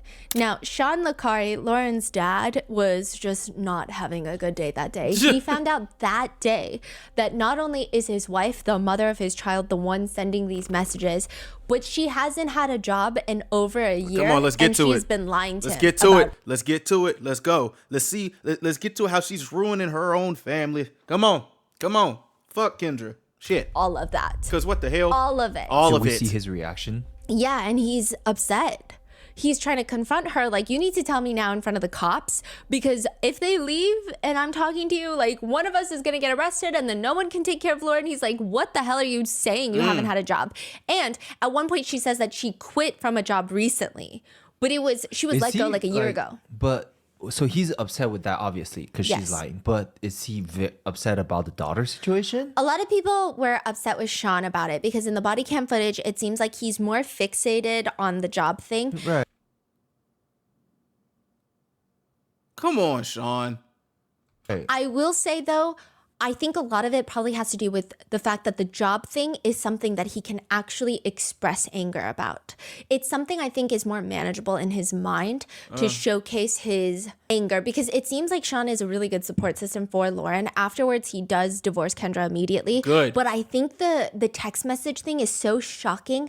I don't even think he can wrap his mind around it to even ask her the right questions. I would like to say, if y'all remember back earlier in the video when I was like, if I saw this shit, I would literally just go silent. Because it's like, bro, I don't know. Like, I've never even thought I would be in this position ever in my life. And I was thinking as it was going, I was like, maybe that is kind of fucked up because my daughter needs comforting. Nice little full circle moment. Or any questions. Are you telling me the truth? Or are you lying? No, When did you get out? Go from there. the same time. At the same So you've time. been lying to me for like 6 months, a year, and you haven't been working for Texas? Right. So I think he starts with the job thing. I also wonder if there's more to the job thing because in one of the other articles, it was talking about how, and this wasn't in the documentary, so it's just kind of like piecing together all the things. It was talking about how a lot of people that worked with Sean knew that something was off with Kendra. Because Sean would come into the auto body shop, he's a mechanic, and he would talk about how, well, they're getting evicted because they were scammed by some person in New Mexico. What? The car, and he believes all of it, and all the coworkers are like, So they're like financially stranded for a year. yes. Oh, And shit. Kendra is making up all sorts of crazy lies. Oh, her check bounced for the kids something because she had someone hack her. How you got all these fucking money problems? What? And Sean just believes it. And I wonder if it got to the point where he confronted Kendra and Kendra got mad at him and he's defending Kendra. I don't know. I don't know. But Man. I think netizens are being hard on him and Lauren based off of this body cam footage. Lauren? Yeah, because she doesn't really show much emotion. What? Why do you... What do you mean? Why are we getting mad at Lauren? Lauren has been tortured for 2 years. Y'all asking more from this little girl? And that even caused people to accuse her of being part of it. What do you mean? How old was she then? 15. I think Huh? What would you... So, wait, hold on. If there's anybody that was like feeling weird about Lauren, please say something in the comments. What are you talking about? What would you do if you found out that your mom was the person that was terrorizing you for 2 years? Like, your whole mental psyche is like, just like the reality is just snapped in that moment. Being like this and just being at a loss for words, that's normal. Like, what? First of all, I think the language that the officer gave was so vague. And I think the officer said it in such a way where it was almost too sympathetic to Kendra for Lauren to have. I think it just, I wouldn't know how to respond to that. Yeah. It's just a weird conversation. And then it's shock to be like, oh, it's your mom who's been telling you to self-exit for 2 years straight and talking about how Yeah, like what? Cream and Yeah, your like, 13-year-old huh? boyfriend who broke up with you and broke your heart. Like, it's weird. Like, she was getting mentally fucked up. And then additionally, I also think that she kind of keeps looking at Kendra frequently. And I wonder if you grow up with a parent like that, you're constantly gauging their reactions and then trying to even subconsciously react in a way that you think that they will not have such a big reaction towards your reaction. Yeah, I see. Yeah, I see the complication of the emotions. Like, Yeah, because also she also got up while the police officer was talking and started touching her. Like, while she was getting exposed for being the unknown number. the mom's super manipulative and Has to be. Because even at the end, Sean is like, you're going to go. You're going to call your parents and you're going to go. You're gonna go. And Kendra is like on top of Lauren, is like, no, I can't leave her. And he's like, no, you're going to go. You get to get out. Whoa. Get the fuck out. Hey, you need to go somewhere tonight. I don't know where you gotta go, but she's gotta go. She gotta go. Now, the last theory You is gotta very go, dark, cuz. and I don't think it's a big theory, but there are people who believe and speculate and are concerned, stating they felt like it's crazy how this went on for so long, and they believe that Lauren was likely in a lot more danger than people are leading on. What you mean? They suspect that Kendra wanted Lauren to self-exit What? so that she could trauma bond with Owen and his family and get the town's sympathy.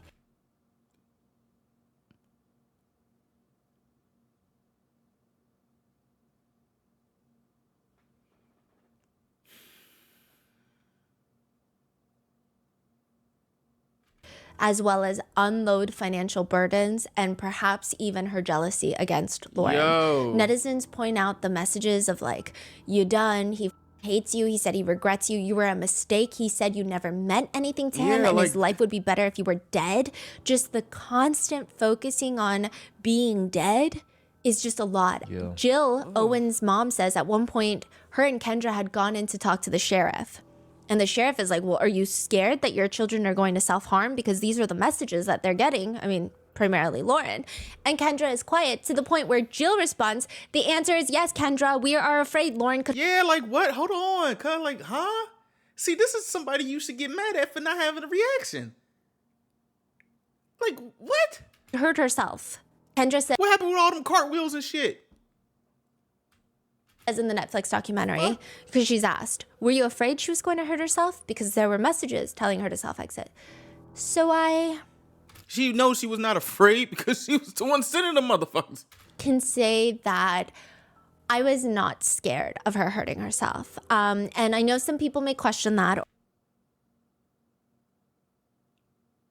You were literally hugging on. I don't. or diminish that or whatever, but I know Lauren and I know Bro. the conversations that her and I have. Fool, what? But if you didn't know her as well as I did, it might be different. Bro, it don't matter. Fool, like there's somebody literally telling her to off herself.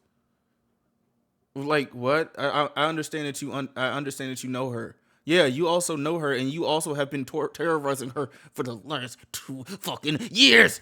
it sounded like she's trying to give herself grace of like, that's why I send it, because I know nothing's gonna happen. Yeah, I know, right? Yeah, I just sent my daughter, who I know is insecure about some things, very dark messages and telling her to jump off a bridge.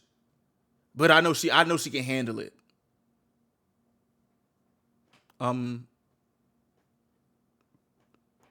No. And her. This was not in the documentary, but some more messages in the court doc read. Choke on more pills. We could care less. Owen promised we won't get in trouble. F off. Take more pills. No one cares about your anorexic, ugly, worthless bitch. She shouldn't have showed her face today. Her fault for being here. Let's go do this. Finish the weak ass. Hate the fucking destroy, wreck, finish her. What? Tomorrow. Fucking beat you. Bitch. We finish it. What the we said, show you, bitch. Fucking be gone. Make our lives better. Yo. You mother. Oh my you gosh. know what the went down. We ain't lying. We hung this weekend. Fucking, she a weak ass bitch. Need a beat out of her. Huh? His sisters say you a pitiful bitch. Ain't got no friends. Yo, this woman is terrible.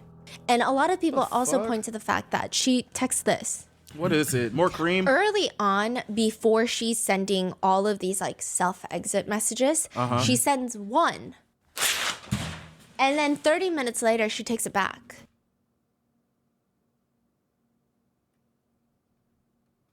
She says, sorry, I shouldn't say dead. That was too far. Because in previous messages, she was saying like, he wants you dead. We all want you dead.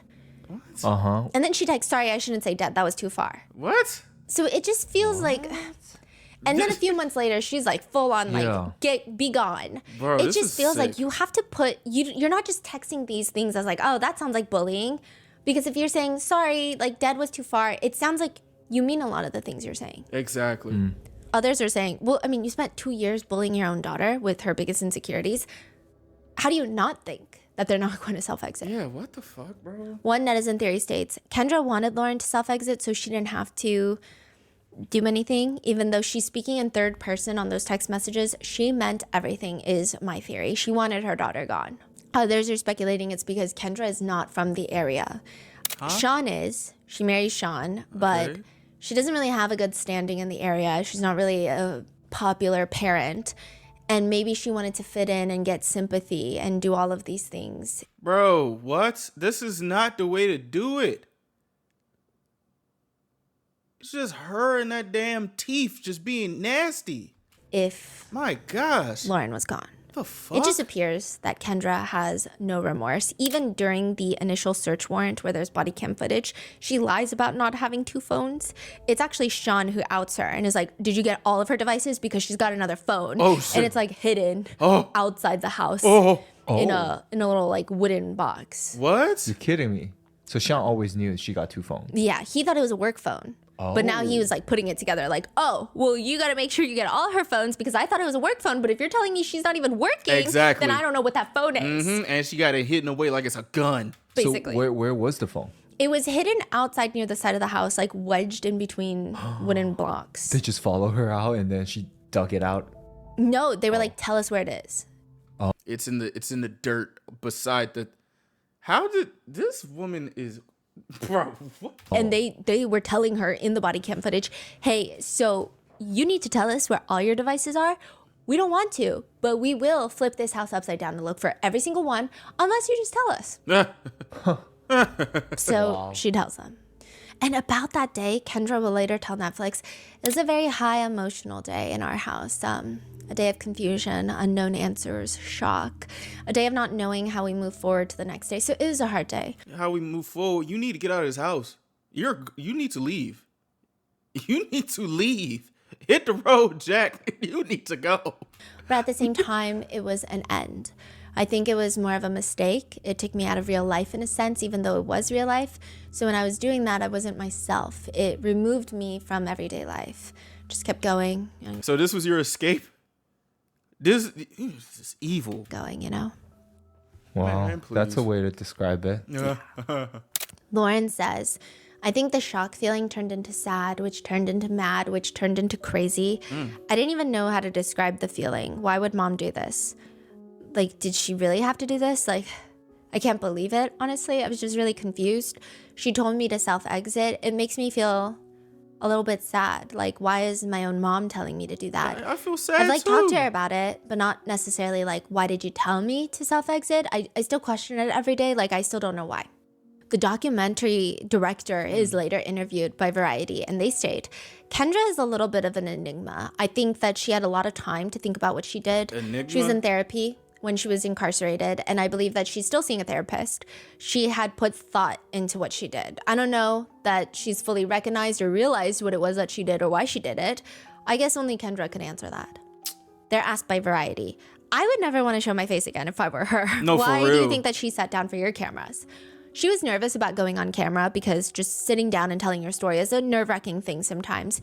But she was so great. And she actually ended up really loving the experience. At the end of it, she said it was kind of fun. She laughed about things, and I think it was... You were laughing? Just look like you thought this was a fun experience. You just getting outed looking like a grade A dipshit and an evil person. And you're laughing about it?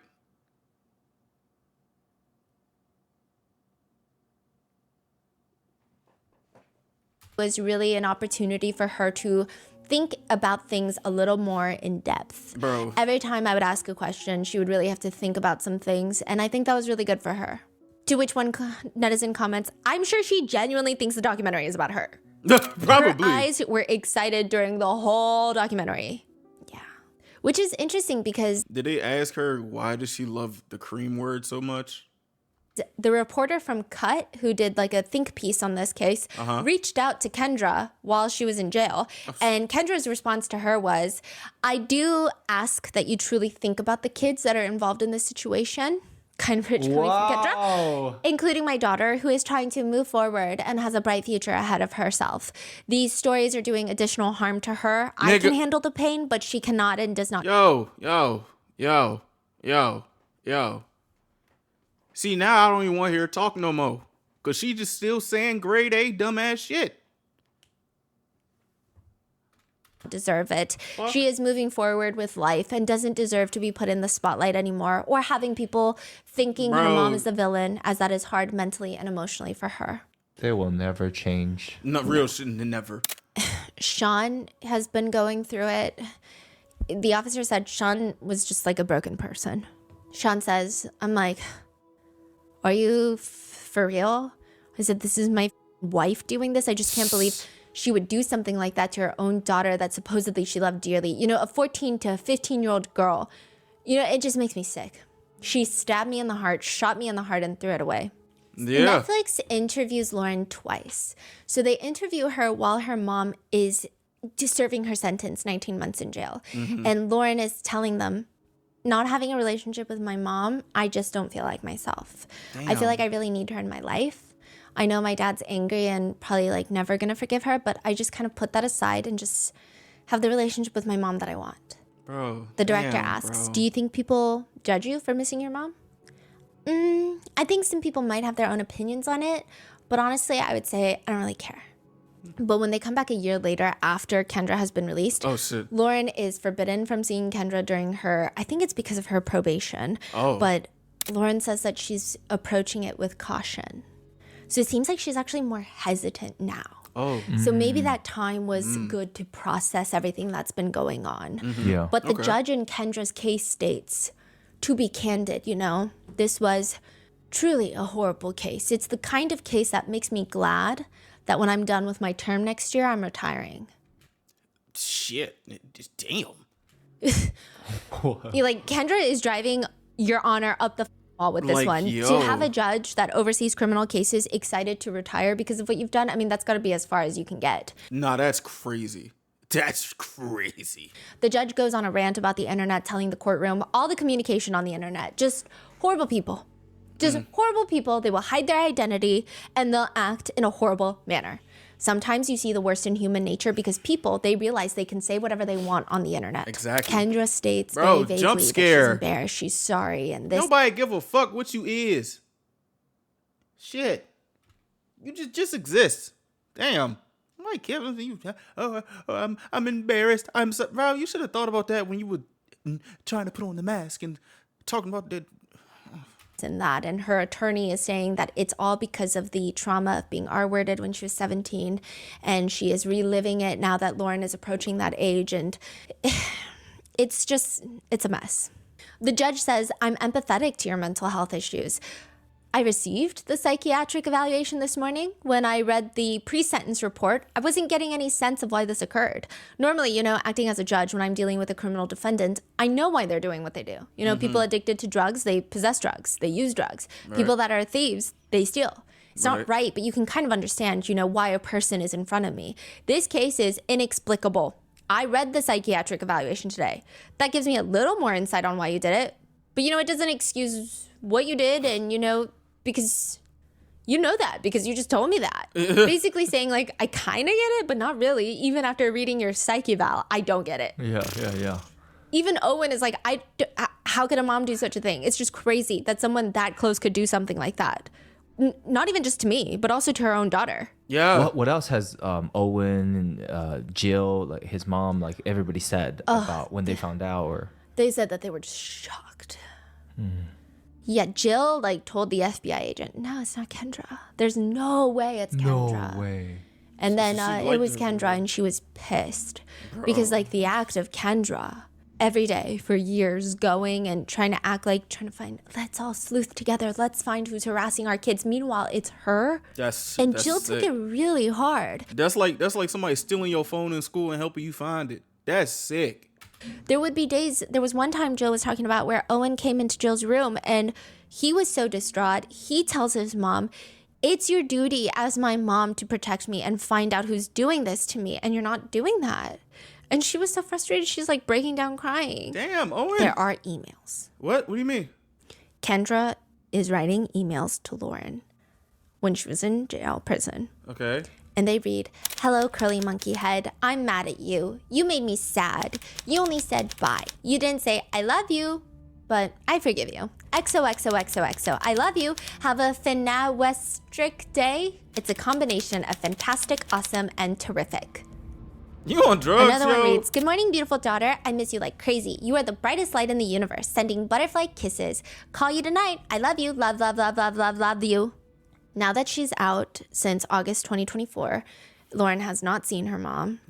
She says, I think I want to trust her now, but I don't know if I can. Now that she's out, I just want her to get the help that she needs. So when we do see each other, it doesn't go back to the old ways and how it was before. Being without that relationship, I think, is really hurting me. I think rebuilding our relationship will help both of us a lot. Oh. Kendra says, even though she hasn't seen Lauren, we both know that we're with each other no matter what. I definitely think that we can have a healthy relationship. I know that we both hold that bond that we have very close. It's actually it's nice that you think that, Kendra.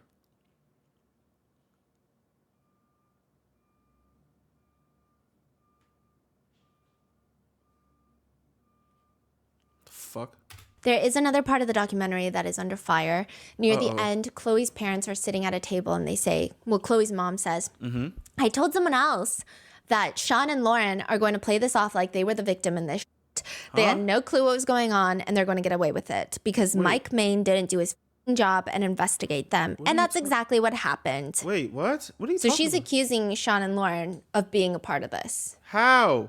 What? Yeah. Why? To which netizens are on the sentiment of, Chloe's mom is saying cruel things about Lauren and her father, who have literally lost everything, saying they're playing victims. No, ma'am, they are victims, and it's so desperately tragic. I feel so bad for both of them. So they're saying, yeah, we also feel bad for Chloe, but you can't just say stuff like that. Yeah. Furthermore, Chloe's mom apparently last Halloween dressed up as a scarecrow in a prison jumpsuit with a mask of Kendra's mugshot and had a bunch of fake cell phones taped to her. Yeah, I ain't gonna hold you. This city, this is an interesting city. This is an interesting town, bro. For Halloween, you dress up as the person that literally just ruined your town on Halloween. Her hands. Netizens naturally had a field day with that, with some writing. The scarecrow thing is demented. Who mocks an absolute horrific tragedy of abuse and mental illness like that? Chloe's mom and the other moms are just as bad, in my opinion. To which someone responds, Kendra told her own daughter to self-exit. In no way are the other moms just as bad for a tasteless joke. Chloe was also a victim here. An adult woman tried to frame her for harassment and cyberbullying. I give her mom some leeway. But another comment reads, what stuck out to me in the documentary was the Wilsons. Chloe's family, all three of them. The not my kid attitude when clearly their daughter was a mean girl. Again, I have no opinion on Chloe, and I don't think we should. We really don't know much about Chloe, but I will say her parents are kind of conducting themselves in a strange way, at least in the documentary. Another comment reads, my heart aches for Lauren and her dad, Sean, Owen and his cousin, Adriana. Owen's parents seem like good people, but poor Lauren. Chloe and her parents give off real bully vibes, and Kendra is just bad crazy. Everybody needs to get out of that small town. That's the moral of the story. Yeah, is what the comment is saying. Some people have thoughts about Owen. Owen says in the documentary that I haven't talked to Lauren since a very long time ago. Yeah, I was mad at Lauren. I don't think I'll talk to her in the future. Wait, what? Some people are really upset with him for that, saying that why is he upset with Lauren when she's also a victim? I think it comes down to when it came down to Kendra's sentencing, Lauren and her family Lauren was very supportive of Kendra. And Owen and his family clearly wanted Kendra to have a longer prison sentence. So I think it put them at odds, and I'm sure it's... I mean, that's still her mother, though. Like, I'm not about to vilify her for wanting to be on her mother's side. Like, there are some times, and I know this is like an extreme, but like on surface level, I guess, like, yeah, your parents may do something that's kind of fucked up, but I'm not gonna be like, why are you supporting your mom after she did this? I mean, I don't think I would, but it's like I wouldn't be like mad that she supported her mom. That's her mom. She came out of her hoochie. You know what I'm saying? Like she like that's her. What the fuck? Really complicated. And some people are just confused. Like, how is Kendra not exhausted after lying like this for 2 years? And that is the case of Kendra Lakari and all of the things that maybe were not in the documentary or didn't deep dive in the documentary as well. Although I will say it's a pretty well done documentary. I really, you should watch it. But what are your thoughts on it? Let me know in the comments. Stay safe, and I will see you in the next one. Whoa, what? The full cam? This shit an hour long? Cuz. Fuck it. Let's go. I'm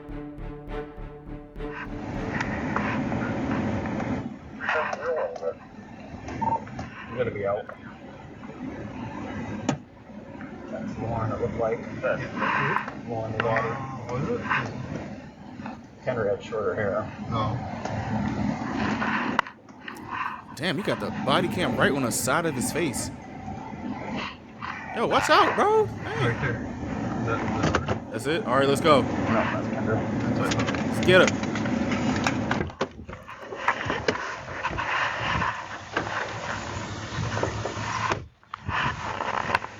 Is it cool if I just skip around a little bit? Central 3 doesn't fit me 3 year status. Hey, Kendra. Oh my gosh, she just emerged from the back of the house. Gotta have a conversation. Okay. And I have a search warrant. Okay. For your devices and your phones. Okay. All right. So I want to go in and sit down and talk. Is anybody else here? Lauren is. Oh. Oh. Any other devices you Damn. All right. I want you to sit here, Detective do you Scott. have your phone on you? Yeah. Here's the search warrant. Do you have any other devices you use? Do you have a laptop? My computer is outside. Where is it at? On the back porch. The backboard? Is it a laptop? Yeah. Okay, do you have any tablets or anything? No. So just one phone and A laptop. a laptop? That's a lie.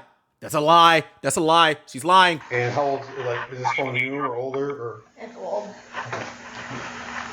All right. Did you know this was coming? No. So this is the deal. when we were doing the investigation and the FBI got involved, we come up with some stuff that comes back to you. What do you mean? What do you The mean? messages coming and originating from you. No. No. What do you mean? No. Okay, well, that's what we're going to decide because I'll just be point blank on it, all right? I don't know what's going on. And obviously, you guys moved around a little bit. There's some things obviously going on. Are you and is it Dave, your husband? Sean. Sean, sorry, Dave was. Yeah. All right. You and Sean still together? Yes. All right, so obviously there's Not some for issues. long. You bounce around houses a little bit and some things going on here. So, and you got to be honest with me here, all right? You got to be 100% because if I find one thing on any of these phones, I can't help you, all right? Right. So during a period of time when they were doing that, every message that went to the kids, your number come back through Pingree or whatever it is, the app that's tried to hide it. Your number, even though it was being hid, showed up every single message. My number? Yep. My number? Yes, your number. Now, you got to be Fuck. honest with me here, all right? So there's lots of odd things that are going on, and I need to find out the reason why, and we need to get it under control, right? So whether that is something that you need some help with or whatever it is, but you got to be honest with me here. Like, it's up, the gig's up. If I find one thing on that phone and you don't want to talk to me, I can't help you. I can't show remorse. I can't tell a prosecutor, like nothing. So just tell Don't me lie. what's going on and why. Ben, I lie. I have my idea, but I want Excuse you to me, tell sorry. me, and I'll tell you if I was right or wrong. You're not going to jail. I'm not taking you to jail. I didn't start that.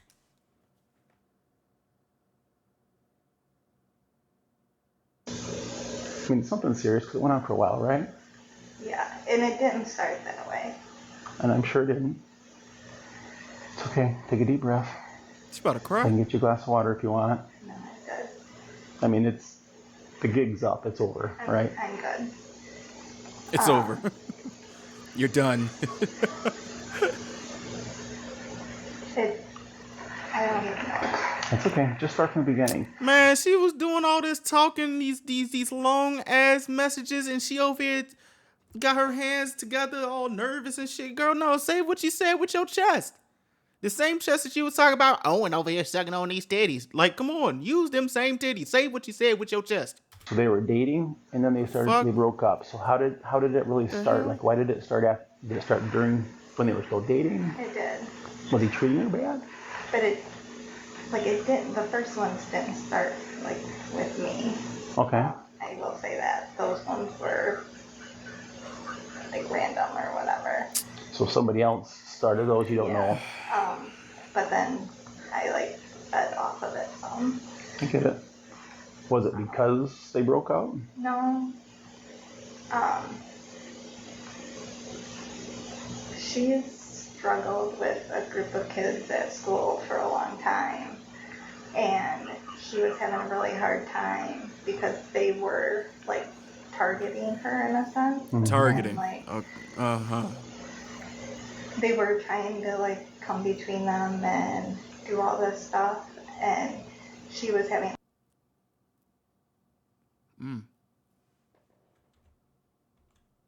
Chloe Wilson. Damn. Okay. Because the first ones were about, like, that Halloween party and stuff. I'm guessing it was Chloe Wilson, but I don't know that. Right. And I'm not So- gonna. Excuse me. Bro, that makes no sense, bro. I wasn't like, that really doesn't make any sense.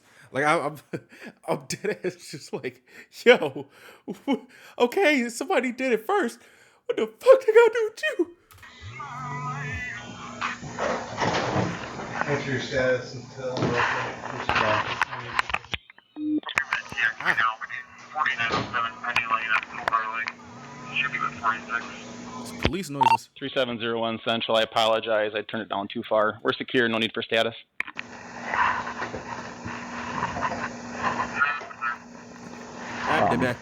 So it happened around the Halloween party. Some other kids, don't know who they were, started it.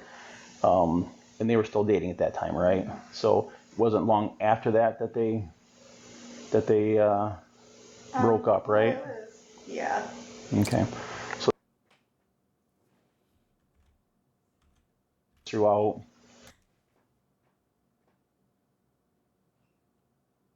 Others that are gonna want to know because their daughter, like the Wilsons, has been accused of all this throughout, and it's a bad deal. I get it. I'm not going to leave here until I know you're safe, that she's safe, that you contact your husband or whatever you want to do. Well, no, I mean we're. Huh? He's just talking to her. Oh. We're like I know I'm safe and everything. Like I'm not worried about that, But I want to make You sure got a she's safe when dog? she finds out because those messages. Go ahead, I'm sorry. I'm concerned about. It's Like, okay. Concerned about does it what? have to go public to everyone? Yes, this is going public. You fucked the city up, bro. You took the city into a whole tornado. Tornado Kendra. Like what the heck?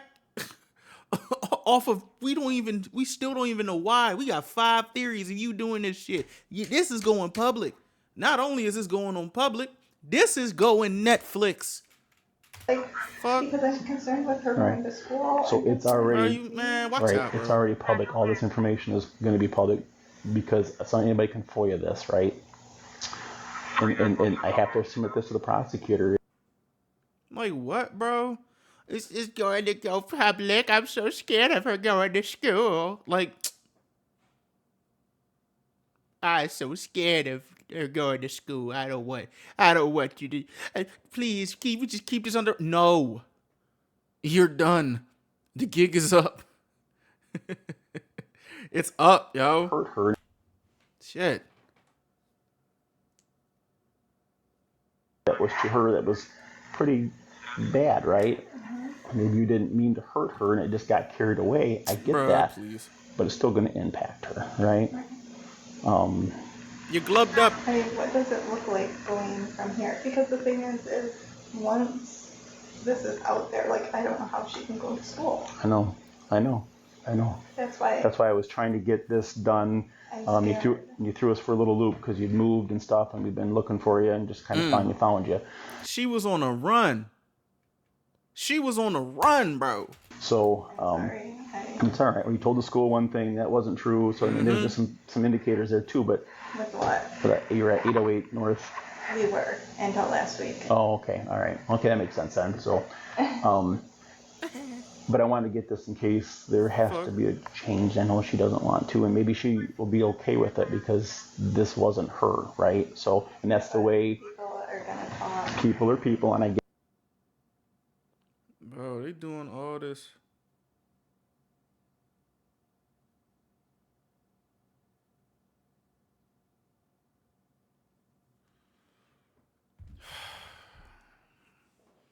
I don't know, bro. I just think hearing her talk, is just kind of throwing me off, bro. It's just, it was so much confidence in them text messages.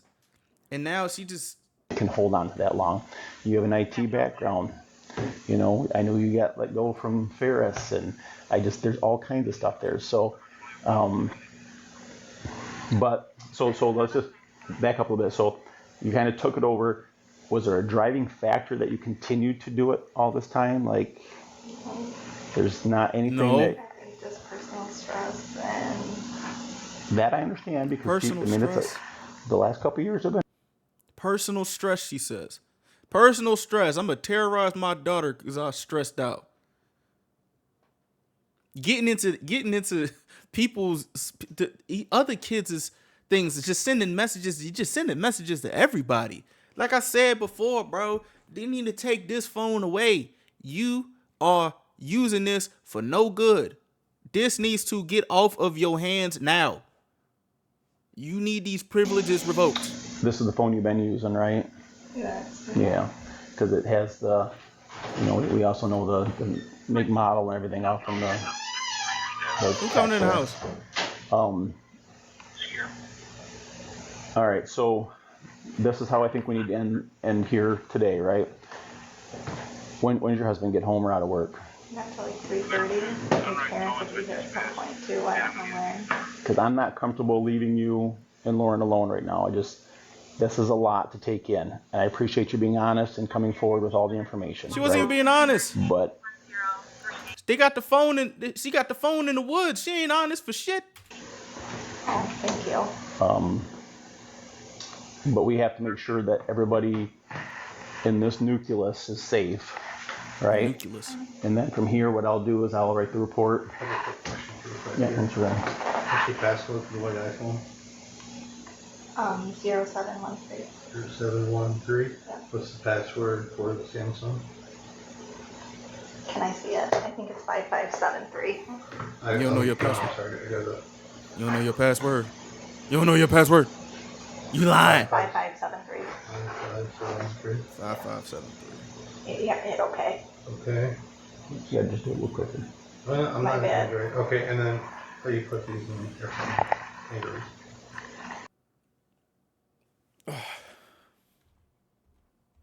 I know, and there's no. Isn't there a way we can I have to let Jill and those guys know, you know, Everybody I don't know needs if to they'll know. broadcast to anybody. I can also tell you that the Wilsons have been very adamant that they want to know the outcome because their daughter's been accused throughout this entire thing. And I don't know, and I'm sure they probably will be. I know they will blast it. Yeah. Yeah. And So that's this what- is- I guess, is there any way to, like, I don't know, like what happens from here? So what happens from here is that I'll go back and I'll do a report. We'll download the stuff. That'll get sent to the prosecutor. I will let the victims in this case know. And then the prosecutor's office may reach out to you. If you don't have any criminal history, I'm not the prosecutor, above my pay grade, but that goes a long ways. It goes a long ways that you just told me the whole story, right? You just, and I will write that way as well.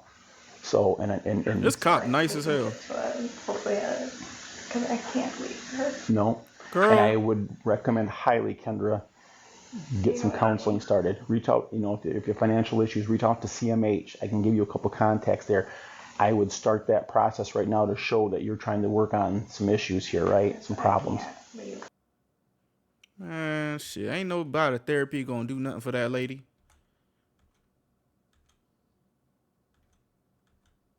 Man, there's a lot of info. Oh shit. Yerp. Knock knock. How are you doing today? Good. Is this Lauren? Hey Lauren. Your mom comes back out. We're gonna chat for a few minutes, okay? Ooh, I don't fit in the chair. Sorry.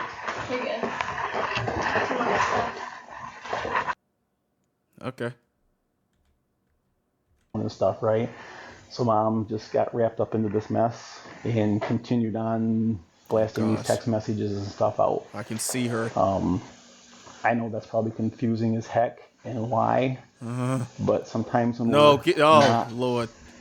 thinking straight, we do some things that aren't right. So from what happens now, we're going to take a couple things with us and download them. I have to write a report. You know, your mom doesn't want this to get out, but it is some public information, so it's not going to not get out. I just want to be honest about it, all right? She said you had no idea what was going on, and I believe that. But what has to happen now is I have to make sure you and your mom are safe before I leave, all right? Mom's not going to jail. I get to write a report and get the prosecutor, but we have to make sure you're safe. So I'd like you to call your dad and have him, where's he work at? J&J Auto, right on Maitland Road. So maybe he can come home and meet with us, okay? 22 Central. Go ahead, 222. It's gonna be out at subject that I saw. It's gonna be across from Mount. Just say the police are here. Nobody's hurt. Police are here. Can you come home? Central clear, 222. And it's not urgent. Yeah. All right, so you don't have a car. I was going to have you come home. So during our investigation, we discovered some evidence that led us back to Kendra. Come on, man. Come home. Kendra has explained to me that she got wrapped up into this. She didn't really start it. Some other people did. She didn't know who, but all these text messages stuff, and she just continued with it. Kendra is not going to jail today. Damn. I'm just going to write a report and let the prosecutor look at it. Man, damn. Shit. Right now. I have. I'm kind of like in shock right now, so. Yeah, I know. Go ahead, sir. So, do you need me to come there? I would just rather have, whether you or somebody, I just want somebody here with them because this is gonna, I mean, when we walk out of here, this is gonna be like a baseball bat to the head for everybody, and I don't want anyone getting hurt or hurting themselves or. That's crazy. A lot of just stuff just be happening in the world, bro. Like this is nasty. And I'm just seeing she's still like holding her hand or something like, yo, oh, get off of me. Damn, talking about you got wrapped up in some stuff. You get wrapped up in nothing, nigga. You get wrapped up in nothing. You are the rap. You are the rap.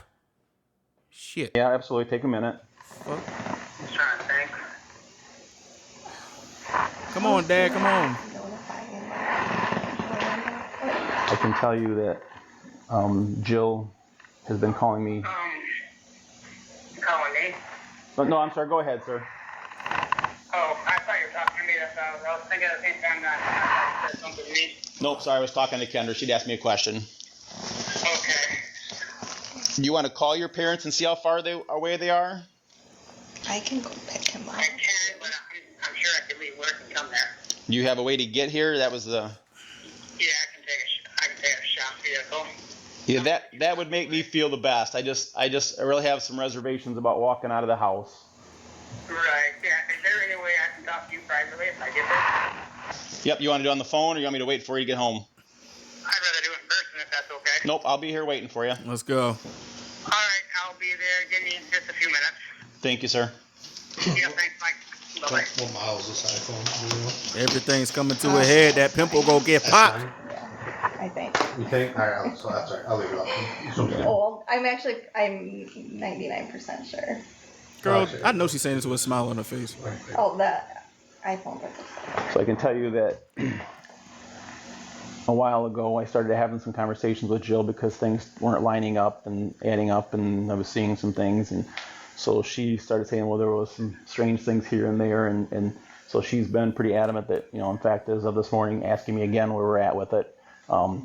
We were all set last week to come knock on the door, but again, we didn't know where you were living, and we hit the wrong door, and we knocked on it, but she was running.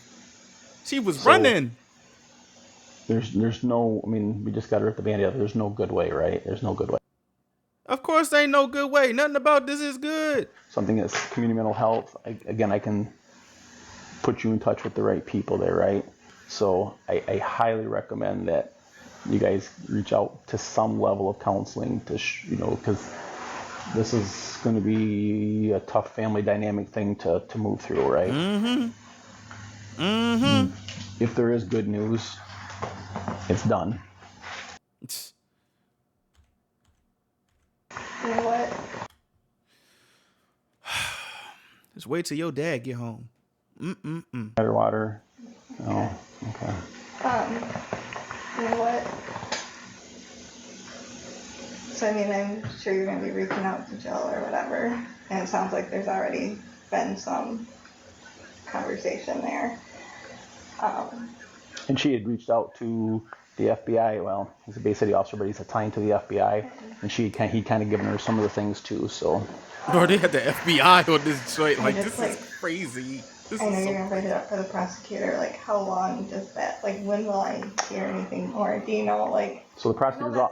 Yeah, No, it's a problem with Robin. So it won't, I'll have it written up and finalized this week.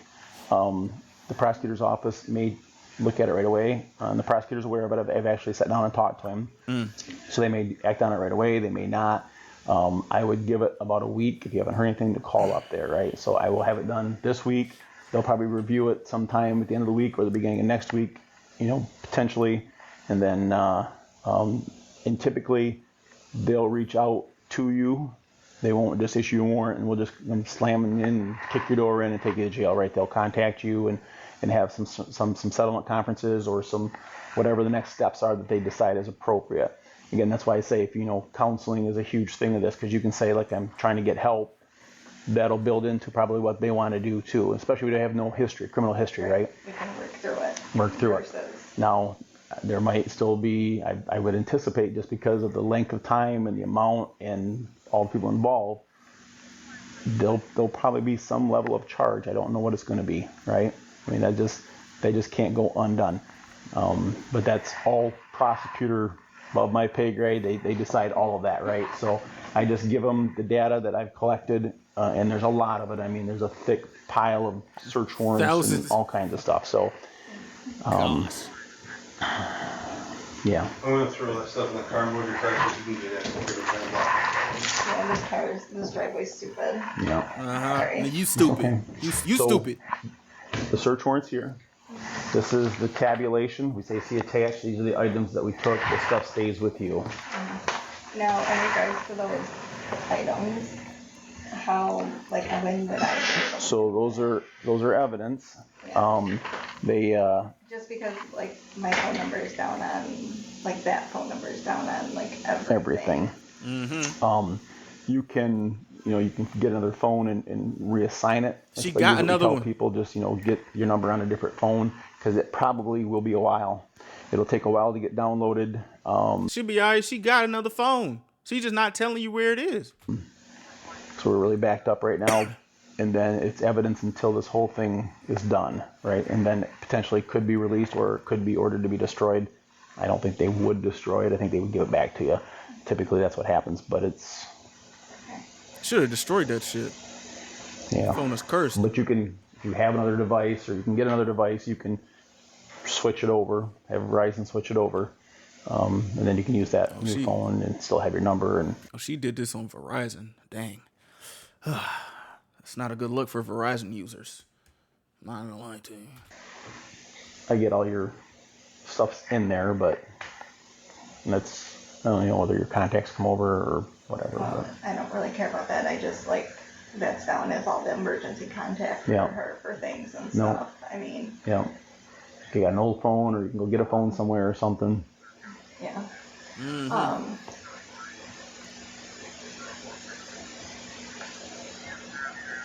But, like, you guys aren't going public with this besides telling, like... I'm not putting this in the newspaper. I'm not putting it on our Facebook page. No. So...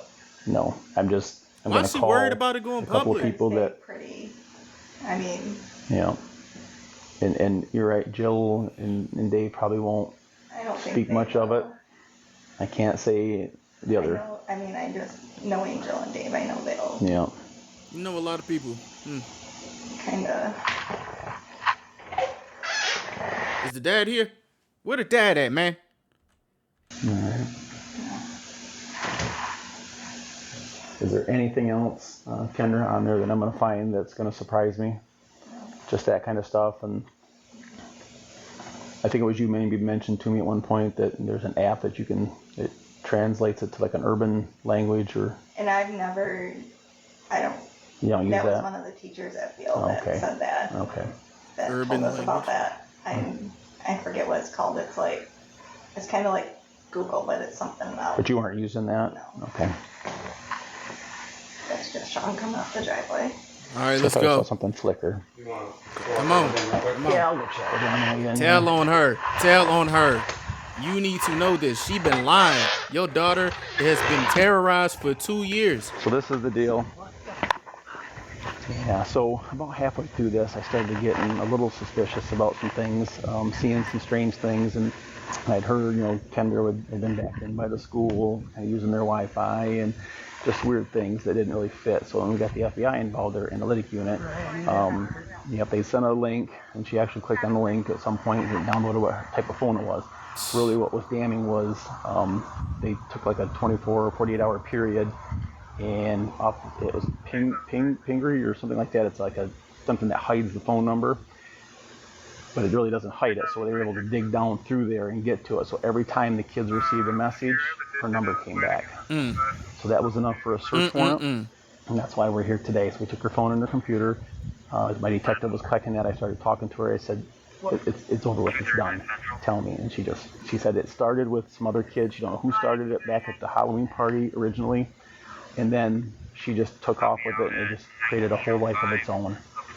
May I ask what phone did you take? She had it in her pocket. I can show you. So. She's got a couple of them. Mm-hmm. Okay. Well, I have a search warrant for all of them, so I'd like to get all of them. Because this can't. And I said, listen, kind of this is the deal. Like this is a dynamic issue with your family. I know you guys are struggling with lots of things, but you got to reach out to counseling, like CMH or whoever else, and show that you're trying to get some help, because this is your daughter that you've been saying these things about for a year and a half. So there's some serious things going on here. I'm above my pay grade whether she needs medication or counseling or whatever, but that's just not normal for that to go on like that. Say that to go that long. For that long. 17, almost 2 years. Right. Yeah. So I she's very. I only know bits and pieces of it, Yeah. to be honest with you. Well, I knew when she quit communicating with me that I was on the right track, because she fell off. I would send something, like ask her something, I'd get nothing. See, I caught up with another phone, and she said she doesn't do nothing. When I found it, and I don't know where it went from there. All right. Well, we'll go back in, because I told her, I said, listen, this can never happen again. Like I said, I'll write it up that you were honest, you told me the truth, and that's how I'll present it to the prosecutor. Not being a bad husband, should she go to jail? I mean, Well, so this is the deal. I don't want to be that bad No, husband I know. or dad. I mean, The just charge is felony stalking. That's what the charge is. She doesn't have a criminal history. The prosecutor makes those decisions. Do I think she'll get a charge out of it? I think so. Does she spend jail time? I would say probably not a lot, if any. I mean, But just it's. prove a point. I know. I know. Not let her just stay here. I know. I mean, But there's obviously a level of mental health disconnect there that she needs some help with. And if the money's not there to get a counselor, to hire somebody, or through your insurance company, if you have insurance, whatever. It's really calm talking right now.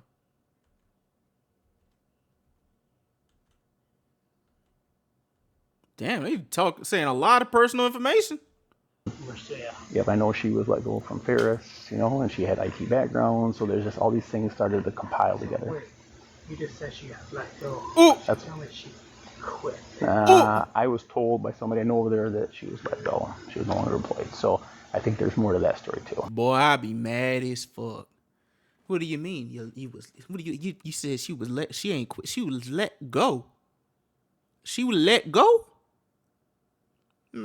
Man. Now, I didn't do a subpoena over there, and I certainly can, but I don't think I need to. I just think there's a lot going on in Kendra's world that Kendra. A lot going on in Kendra's world. Man, please.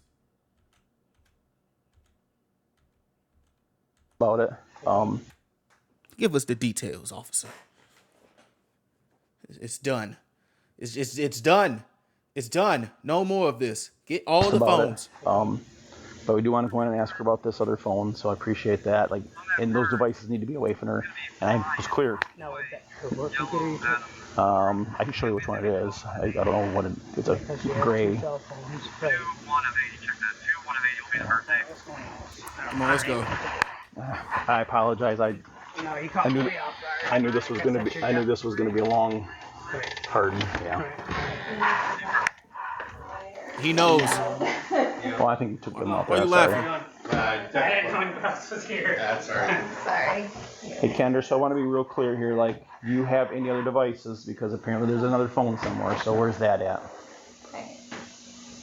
You got to tell me, right? You've already confessed to it. You've got to tell me where it's I don't at. want to rip this house apart, but I will. Oh, wait, and that search warrant right Yeah, there? we ripping this shit Gives upside the down. authority to flip it upside down. We gonna flip this whole upside down. We gonna flip your house like a damn pancake. You don't tell us where that damn phone is. I have no will to destroy this house, but I will. I will destroy this. Outside where? I'm sorry. Outside where you try to walk away from us? Uh-huh. Okay. I'll go grab the other copy. Just unlock them. Can you, and I'm telling you, Kendra, and I get it. I'm not mad at you for not telling me the whole truth. I very am. seldom get the whole truth from people. But you have to be 100% across the board that there's no other devices, items, there's nothing else, nothing I'm going to find on these devices that's going to shock me that I don't already know. There's that. All right, I'm going to say something while he's here, okay? What phone is that one? That's that one. I'm going to be honest. No, that's that one that was on the couch. The one, the third cell Yes. phone. So he's got your main phone. Now, That white one, is this and your then work that phone one. here? So he's got all three. Three. No, we have two. We have a laptop. Yeah, two, but that'll be all three. Oh, 3 devices. okay. Yeah. and then the laptop. So is there 2 phones or 3 phones? 3 total. My original phone, like my actual phone. Yep. That iPhone you already have, and then there's another iPhone. We only have 2 phones, including the one he's getting She right there, got right? 3 of them That'll be joints, great. bro. And 3 I could be wrong. phones. The detective was collecting that Shit. stuff. So Samsung Galaxy, white iPhone. Okay, all right, and then the laptop. Book outside. All right, and there's nothing else. Better not be. Okay. Yeah, Better and, not and, be. and those are the kind of things that jump off, right? I mean, I can't help you. I can't. I mean, if you lie about stuff, that's how it gets written in the report. So, and I thought it was strange that you took right off walking away from us. Exactly. So while these guys are here, so I don't know gas, you put it on the trailer.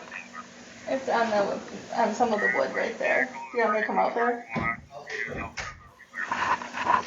So what happened with Ferris? Tell me the truth. It's time to get it off your shoulders. If I blow a gasket when we leave, I'll probably go to jail. So tell me now. I got let go from it. Yeah. What about the Texas job? You still have that, or you got terminated from that? I don't have that. You don't have that either. No. So when did you get let go from that? A while ago.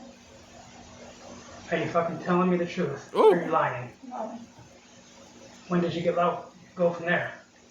The same time. So you've been lying to me for like 6 months, a year, you haven't been working for Texas? Damn, he really didn't ask Lauren if she was okay. My goodness.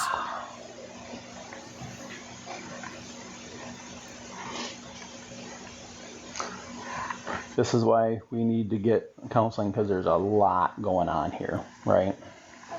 So do not just brush that off, okay? Okay, you need to go somewhere tonight. I don't know where you gotta go, but she's gotta go. Okay, Mike? I can't make one leave or not, so that's, because you're both living here, but obviously we don't want a domestic, Yeah. but we want people to be safe. You need to call your parents. Have them come with you. Because this is it. Damn. I can't do this anymore. The other house, this house, now I know what the truth is. And having her in the middle, this is not good. Okay, you need to call your parents. Here's my phone. You need to go. You need to call your parents. Nope. Well, he's here. No. You need to go. You gotta go. I'll call him. Sean, just wait for a second, please. No, I can't do this, Kendra. I'm sorry. Kendra, sometimes just a few hours apart to let things soak in. But that's what I'm saying. Will you not call them? Because Nope. no, I don't want to go there, Sean. Well, where are you gonna Where are go? you gonna go? Well, my parents are 2 hours away. That's fine. They're retired. You go. I'm not But if gonna you go lie. somewhere- You getting the fuck out this house. You getting the fuck out this house. How should nigga know? Or where are you gonna go? Because somebody's gotta watch you. Because if you do something stupid, then we're gonna have. I don't And want you to do can't, anything else. and doing something to yourself will devastate, right? Exactly. Can't leave her. Well, Bro. you're gonna. And if we need to go to the hospital and talk to somebody right now, I'll make that happen too. Oh, heck. I can't leave her. No, you're gonna. I just don't get it, bro. You talking about you can't leave her, but you were terrorizing her for 2. Like, yo, come on, cuz. No, I can't leave her, but I'll still text her and terrorize her for 2 years because I got wrapped up in something. No. I can't. Would you like to go to CMH and talk to somebody right now? Because What's the passcode on this one? You go step up here and tell him. Can This one is dead. So what's the passcode on it? Hey, Ken, Sean.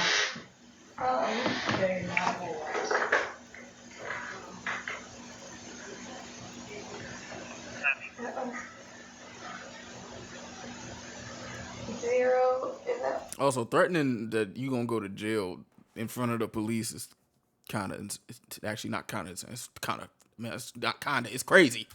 0816 maybe? I think it'll turn on. And you just have to hold both.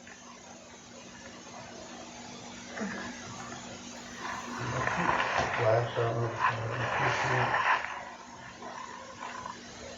kind of iPhone are these two?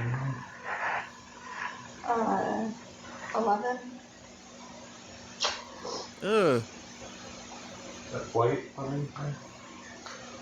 Or is it rose?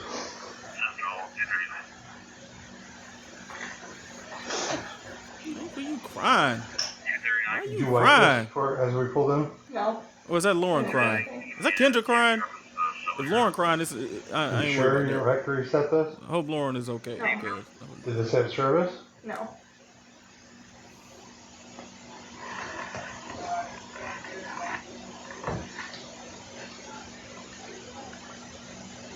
Did you try that pass? Make sure you try that passcode. There is no passcode. Okay, there you go. So there's no passcode on this one? No, there must not be. Oh, that's white or rose color. I think it's like the gold and Gold. I don't know. Almost like a race. Got some.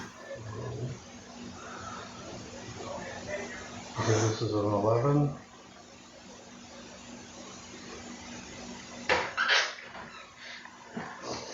Okay, they're getting their stuff around and they're gonna head north. All right. They're in Waterford, so. I don't want to go with them. Well, your dad and mom's on their way. So I told her I'd talk to them face to face. They don't want. And Kendra, you guys need some time to process and be apart, but you have to be with somebody that you're safe with, because it's not fair. I don't. And I hope not, but I've seen people with less going on have those thoughts, right? So I can't live with myself, and I certainly can't live with these two if you did hurt yourself, right? Like I can't do that.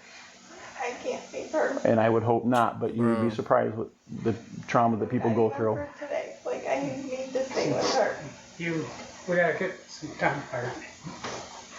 I think that's probably If I do something stupid or you do something stupid, we're both in trouble, and then she's gonna go away. Okay? We gotta work through this. We just gotta be separated for a little while. I tell people, when you're on the ground, the only place to look is up, right? And that's where we're at. We're on the ground. I ain't gonna lie. I'm not sharing here no damn proverbs right now, bro. She need to go. We look up and we step up, we dust off and we start. Like, I'm not saying this is the end of your world, because it's not.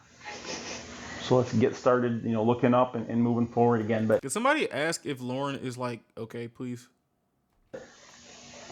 there's a lot to swallow here, so.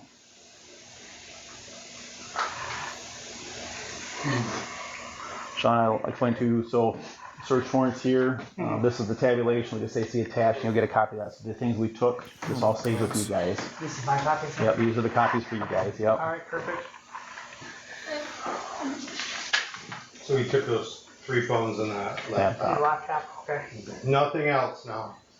I don't know what to do. Nothing on it. You've not used your phone to do anything? No, Honestly. honestly, Because I've already asked this once, and obviously I was lied to. So. Now, if we find another phone, your ass is grass, lady.